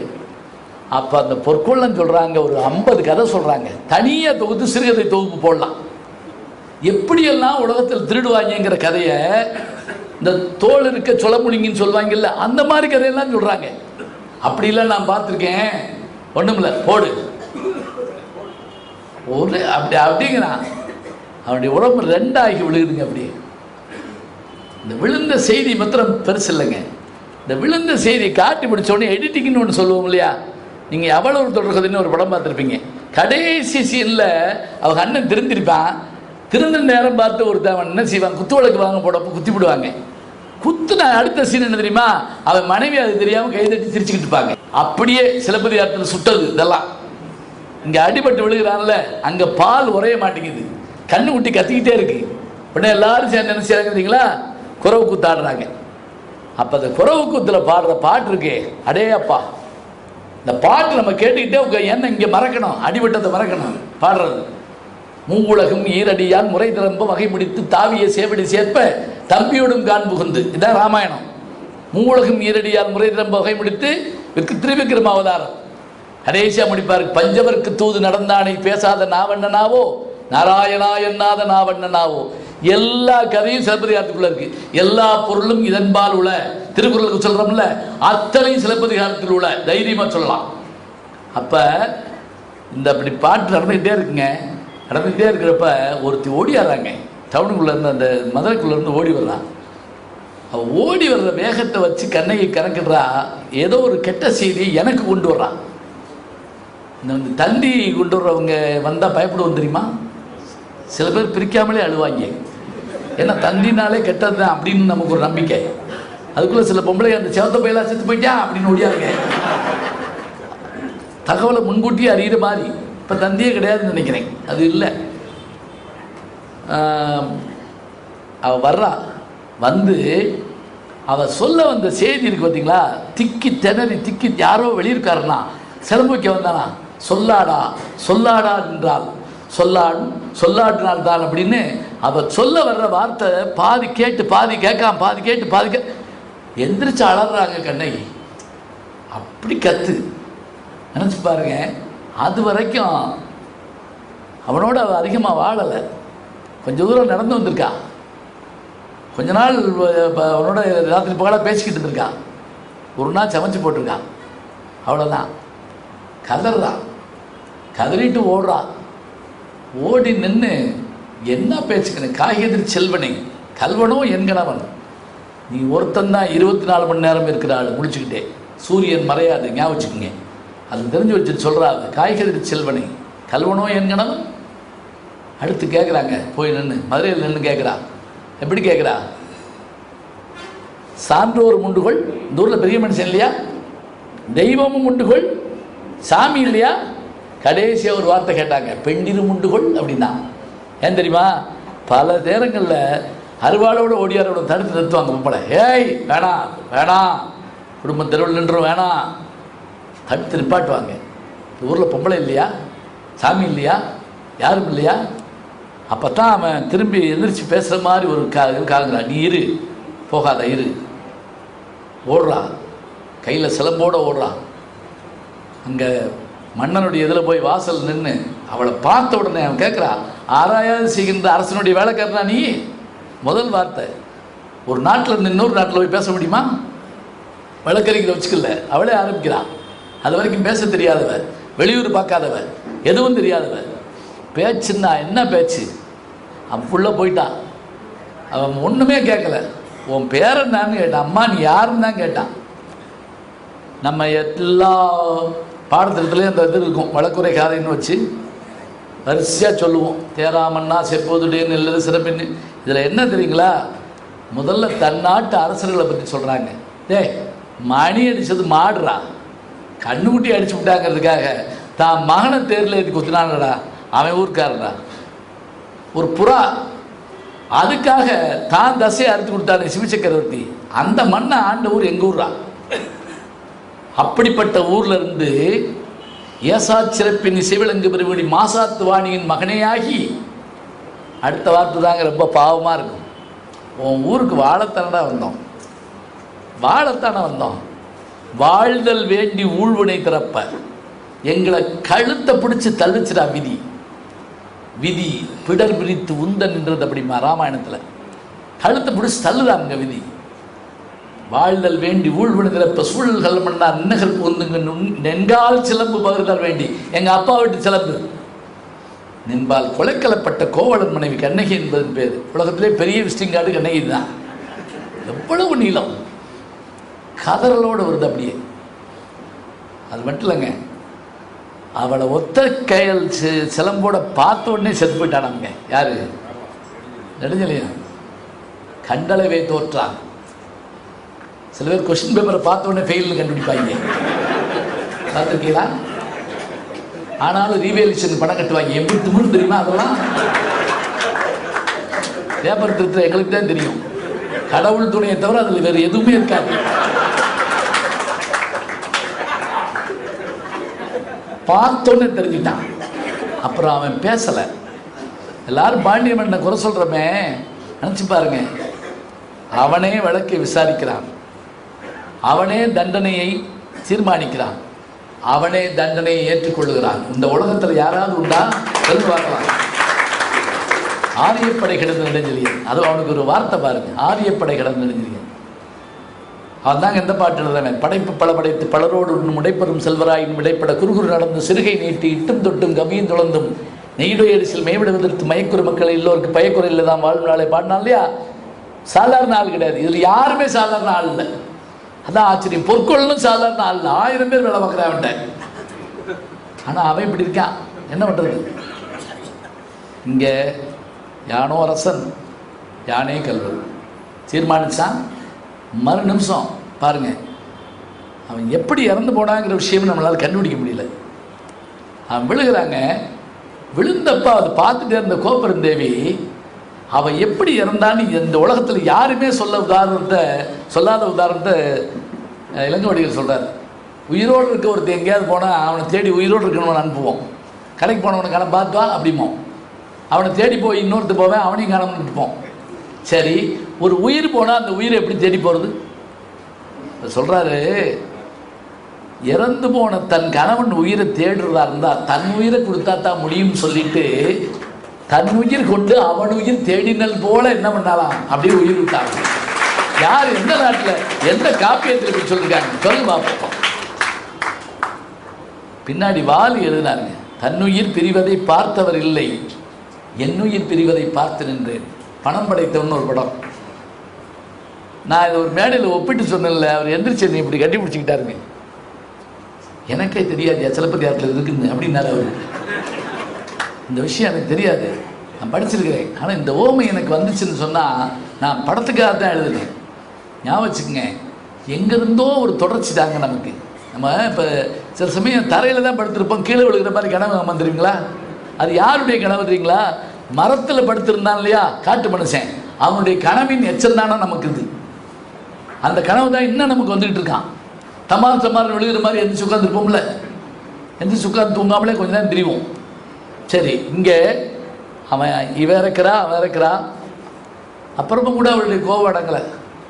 ஏன்? பொற்கொள்ள இறக்கலை. முக்கியமாக ஊரே இருக்கிறா, கோபத்தில் அலையிறான். அவரோட பின்னாடி வந்த அந்த மதுராபுரி தெய்வம் வந்து மெதுவாக தயங்கி வந்து சொல்லிச்சான், ஆடி மாதத்து அட்டமி நாளில் இந்த மதுரை எரியுறும் என்பது இருந்தது, அதனால தான் இது நடக்குது. அப்போவும் கூட நெருப்பிட்டு சொல்லி நீ இன்னார் வீட்டுக்கு போ, இன்னார் வீட்டுக்கு போ, இன்னார் வீட்டுக்கு போகாதுன்னு சொல்லித்தான் போகிறான். பிறகு இத்தனாம் தேதி என்னை நீ சந்திக்கலாம்னு அவன் செந்தில் சொன்னதுனால மேற்கு நோக்கி நடக்கிறான். இந்த சித்திரை 1ஆம் தேதி தான் இந்த கண்ணகி கோயில் வழிபாடு நடக்கும். அதுக்கு ஒரு போராட்டம் நடத்தணும் வேண்டியிருக்குன்னு நினைக்கிறேன் நீங்கள். ஏன்னா உள்ளே விட மாட்டேங்கிறாங்க, போகாதங்கிறான். இப்போ நீங்கள் கூட கேட்கலாம், எப்போ பார்த்தாலும் அவரையே போராட்டம் நடத்தினா அப்புறம் நம்மளாம் என்ன தான் பண்ணுறோம் அப்படின்னு. நம்மளும் சேர்ந்து தான் போகணும். ஏன்னா இது நம்ம வீட்டு விஷயம் தானே, நம்ம தெய்வம் இல்லையா? அங்கே போகிறா. அவருடைய அந்த காட்சியை தான் அந்த குறவர்கள் சொன்னது, மலைக்குறவர்கள் சொன்னது. பிறகு சேரன் செங்குட்டுவன் மனைவிட்ட கேட்குறான், எப்படி இப்படிப்பட்ட இதில் யார் சிறந்தவள்? கண்ணகி சிறந்தவளா, மாதவி சிறந்தவளா, கோபுரதேவி சிறந்தவளா? கணவன் இறந்தான்னு கேட்டவுடனே இறந்தாலே கோபுரதேவாவை சிறந்தவளா, அல்லது கணவனுக்காக மதுரையை சொன்னால் இவ சிறந்தவளா, அல்லது துறவு மேற்கொண்டதாக சொல்கிற மாதவி சிறந்தவளா? அவங்க அரசனுடைய மனைவி வேணுமா சொல்கிறா, யார் இருக்கட்டுங்க, அதை பற்றி ஒன்றும் இல்லை. நீங்கள் என்ன பண்ணுங்க, இப்படிப்பட்ட பத்தினி தெய்வத்துக்கு ஒரு கோயில் கட்டணும். சாதாரண ஆளாக இருந்தால் பொதிகையில் கல்லெடுத்து காவிரியில் நீராட்ட வைக்கலாம். ஆனால் இவ நம்ம நாட்டு நோக்கி வந்திருக்கா. அந்த பெண்ணு பூம்புகாரில் பிறந்து மதுரையிலேருந்து சேர நாட்டுக்கு வந்திருக்கா. அதனால் இமயத்தில் கல்லெடுத்து கங்கையில் நீராட்டி இவளுக்கு பத்தினி கோட்டை கட்ட வேண்டும். உடனே அடுத்த நிமிஷம் என்ன செஞ்சான் தெரியுங்களா? மந்திரியை கூப்பிட்டான், அழிப்பில் வேல் கூப்பிட்டு, நாம் அங்கு படையெடுத்து வருகிறோம் என்பதை முரசறிவி. எப்படி சென்னைக்கு போகிறாங்க பாருங்க. விமானத்தில் போய் குண்டு ஓடுற வேலையெல்லாம் கிடையாது, ஆஸ்பத்திரியில் போடுறாங்க, அப்போ தான் எந்திரிச்சு ஓட முடியாது அப்படின்னு. அப்படி இல்லை, படையெடுத்து வருகிறோம்னு சொல்லு, அறிவிச்சுட்டுவான். அந்த அழும்பில் வேல் ஒரு வார்த்தை சொல்கிறாங்க, நீங்கள் அரசியல் படிக்கணும்னா தனியாக படிக்காதீங்க, இதிலேயே படிக்கலாம்.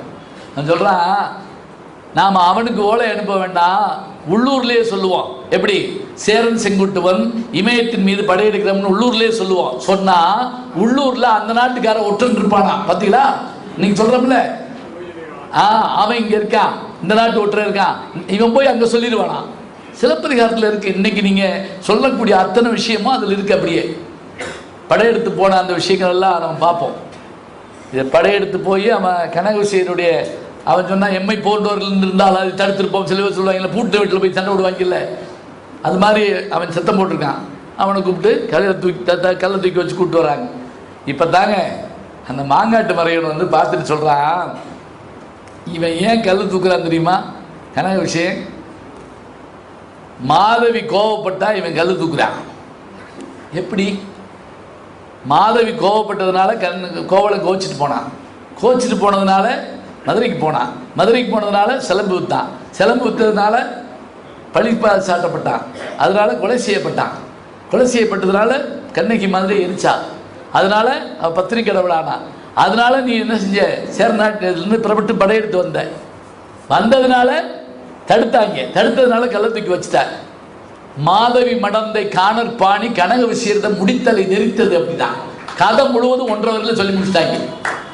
இந்த நம்ம வீடுகளில் பெண்கிட்ட ஏமா சோறு குழஞ்சிருக்குன்னு கேட்டால் உங்கள் அக்கா வீட்டு உரலை தான் குத்துனேன் அப்படிம்பாலாம். அதுக்கு குழஞ்சிருந்தா இவன் என்ன மாதிரி டிவி பார்த்து இருந்திருப்பா, அந்த உரலில் குத்துனதுனாலேயே அது உறைஞ்சு போயிருக்கோம். இவ கோச்சாலாம் மாதவி ஊடல் கொண்டால் கனக விஷயர்கள் அதை தூக்கிட்டு போனான் தலையில். பிறகு கடைசி பகுதி வஞ்சிக்காண்டம் முழுவதும் காட்சி, கால்கோள், நீர்ப்படை, நடுகள், வாழ்த்து, நிறைவாக அந்த கோட்டம் சமைச்ச பிறகு அந்த இடத்துக்கு வந்து எல்லாரும் வணங்குறதும் வரம் தருவாங்க எல்லாரையும் பார்த்து. நான் இன்னைக்கு பேசிக்கிட்டு இருந்தேன், பாடத்திட்டத்தில் வைக்கிறதுனா ஒரு 21 வரிகள் இருக்கு. அந்த 21 வரிகள் என்னென்ன செய்யணும்னு கண்ணகி சொல்லக்கூடிய வார்த்தை இருக்குல்ல, பாடத்திட்டத்தில் வைக்கணும். அது அவ்வளவு அழகு, வரிசையாக சொல்லியிருப்பாங்க. சரி, இப்போ நான் பேச்ச முடிக்கிறதுக்கு முதல்ல ஒன்று சொல்கிறேன். என்ன அப்படின்னா, போன ஆண்டு அதுக்கு முதல் ஆண்டு நான் இலங்கைக்கு போயிருந்தேன். இப்போ அவங்க இலங்கை போனது வேறு மாதிரி, நான் போனால் யோசிச்சு பார்த்தாலே பயமாக இருந்துள்ளது. அங்கே போயிருந்தேன். எங்கே கூப்பிட்டுருந்தாங்க தெரியுங்களா? கண்ணகி கோயிலுக்கு என்னை கூப்பிட்டுருந்தாங்க. சுட்டிபுரம்னு ஒரு ஊர், யாழ்ப்பாணத்துக்கிட்ட சுட்டிபுரம். அங்கே கண்ணகி கோயில்னா என்ன தெரியுங்களா?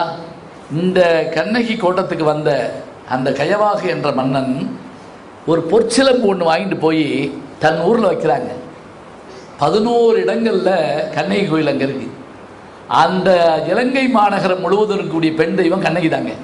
பாருங்க, சோழ நாட்டில் பிறந்து பாண்டி நாட்டுக்கு வந்து சேர நாட்டு மன்னன் மூலமாக பத்தினி கோட்டம் அமைக்கப்பட்டு ஈழ நாட்டுக்கும் தெய்வமாக விளங்குகின்ற பெண்மணி யார் என்றால் கண்ணகி. இன்னொரு ஆச்சரியம் தெரியுமா? என்னன்னா, 10ஆம் நூற்றாண்டில் ஈழவேந்தனாகிய மகிந்தனை ராஜராஜ சோழன் சிறைப்பிடிச்சிட்டு வர்றாங்க. சிறைப்பிடிச்சிட்டு வந்து அவனை ஜெயிலில் வச்சுருக்கான். அவன் மனைவியும் கூட வந்துடுறான். வந்தவர் சாப்பிட மாட்டேங்கிறார். ஏன் சாப்பிட மாட்டேங்கிறேன்னு கேட்ட உடனே, நான் கண்ணகி வழிபாடு செய்யாமல் சாப்பிட மாட்டேங்கிறான். இதை கேள்விப்பட்ட வானவன் மாதேவி, உலகமாதேவின்னு சொல்லக்கூடிய ராஜராஜ சோழனுடைய மனைவி சொன்னாலாம், இவளுக்கு இந்த அரசிக்கு உணவு நாம் தர வேண்டும் என்றால் கண்ணகி கோயில் வேணுங்கிறா. ஒரு கோயில் கட்டுங்க. ராஜராஜ சோழன் ஒரு கோயில் கட்டிருக்காங்க. யார் பாருங்க, எதிர்நாட்டு மன்னனை ஜெயிலில் வச்சுட்டு அவன் மனைவிக்காக ஒரு கோயில் கட்டி கொடுத்த மன்னர்கள் வாழ்ந்த தேசம் இந்த தேசம், மறந்துடக்கூடாது. இன்னைக்கு தஞ்சாவூரில் அந்த கண்ணகி கோயில் இருக்கு. ஏன் கின்னஸ் சாதனை படைச்சிருக்கே ஆற்றுக்கால் பகவதி அம்மன் கோயில். 15 லட்சம் பேர் வச்சாங்கல்ல, அந்த ஆற்றுக்கால் பகவதி யாருன்னு நினைக்கிறீங்க? கண்ணகி. இன்னைக்கு நினைவு வைங்க. மதுரையில் நீங்கள் இந்த இதில் பார்க்கலாம், இப்போ உண்டு. 15 லட்சம் பேர் கண்ணகி வழிபாடுன்னு நம்ம நினைக்கிறோம். கின்னஸ் சாதனை வரைக்கும் வருதுன்னு சொன்னால் காப்பியம் சாதாரண காப்பியமா? சிந்து பைரவி படம் அப்படியே சிலப்பதிகாரம் தாங்க. இளங்கோடிகள் கேஸ் போட மாட்டான்னு எப்படி திவான் கேஸ் போட மாட்டான்னு சொல்கிறோமோ அது மாதிரி ரொம்ப சிம்பிளாக சிவகுமார் கோவல்னாக்கி அந்த சுலட்சணான அந்த பெண்ணை போய் கண்ணகி மாதிரி மாற்றி சுஹாசினியை மாதவியாக்கி அவளுக்கு ஒரு குழந்தை பிறக்கிற மாதிரி காமிச்சு மணிமேகலின் பேர் வச்சு அந்த மாதிரி வச்சு எல்லாம் பண்ணிட்டு கதையை சர்வசாதாரணமாக முடிச்சு விட்டார். அப்படியே கதை சிலப்பதிகார கதை. இத்தனைக்கும் கண்ணகின்னு ஒரு படம் வந்திருக்கு, இளங்கோவன் வசனம் எழுதுனது. அந்த காலத்தில் பியூ சின்னப்பா கண்ணாபால் நடித்த படம். அந்த படத்தில் வசனம் பேசுகிறப்ப தேட்டர் தீ பிடிக்குமா, ஒரு பயப்படுவாங்க. கீத்து கோட்டையில் போடாதீங்க அப்படி பயலாம். அந்த அம்மா இத்தனைக்கு தெலுங்கு தமிழில் அப்படி பேசுவா வசனம். கவுந்தடிகளாக நடித்தது யாருன்னு கேட்டிங்கன்னா, அப்போ இருந்த ஒரு பெரிய பாடகி. ரொம்ப பின்னாடி அந்த அம்மா கேபி சுந்தராம்பாள் நடித்தாங்க. அது மாதிரி முன்னாடி ஒருத்தவங்க நடித்தாங்க. அதில் இந்த கண்ணகியை பார்த்து கோவலன் ஒரு கேள்வி கேட்பார். கண்ணகி என்ன இப்படி ஆகிவிட்டாயே அப்படிம்பாரு. காமனுக்கு தர வேண்டிய என் இளமையை காலனுக்கு தந்து விட்டேன் அப்படிம்பாரு. காமனுக்கு தர வேண்டிய இளமையை காலனுக்கு தந்து விட்டேன். அத்தனை வருஷ காலம் அவளோடு இருந்திருக்காங்க. இப்போ கடைசியில் அவர் சொல்கிற அந்த வரந்தர் காதையில் சொல்லப்படுகிற செய்தியெல்லாம் பார்த்தா வெறும் கதையாக நான் சொன்னேன்னு நீங்கள் நினைக்காதீங்க. நான் உணர்வுபூர்வமாக உணர்ந்த விஷயங்கள். இதை பற்றி ஆய்வுகள் எக்கச்சக்கமாக கொண்டு வரலாம். பயணங்கள்னு எடுத்து செய்யலாம். இதில் சொல்லப்படுற மரங்களை பற்றி பேசலாம். சொல்லப்படுற தெய்வங்கள். சிலப்பதிகாரத்தில் கோயில்கள்னு தனி ஆய்வே வந்திருக்கு. சிலப்பதிகாரத்தில் கிளைக்கதைகள் தனி ஆய்வே வந்திருக்கு. நான் விட்டுட்டு வந்தது அதிகமாக இருக்கலாம். இப்படி வேணா வச்சுக்கோங்க. ஐன்ஸ்டீனை கேட்டாங்க, நீங்கள் என்ன பெருசாக உலகத்தில் கண்டுபிடிச்சதுன்னு சொல்லி எல்லாரும் கேட்குறாங்களே, என்ன கண்டுபிடிச்சிங்க? அவர் தான் இதுகளே விஞ்ஞானிகளின் விஞ்ஞானின்னு சொல்லக்கூடியவர் அவர் தான். அவர் சொன்னார், நான் வெறும் சிப்பி தான் பிறக்கினேன், ஆனால் கடலுக்குள் முத்துக்கள் இருக்கின்றன. நான் சிப்பி பிறக்கியவன், நீங்கள் முத்துக்களை எடுத்துக்கொள்ளுங்கள். நாங்கள் சிலப்பதிகாரத்தில் என்னால் முடிந்ததை, சில சிப்பிகளை என்னால் தர முடிந்தது. முத்துக்கள் ஆழ்கடல் இருக்கின்றன, அவற்றையெல்லாம் தேடி கண்டுபிடிக்க வேண்டும். அறிஞர்கள் பெற்றுக்கொள்ளுங்கள். நன்றி, வணக்கம்.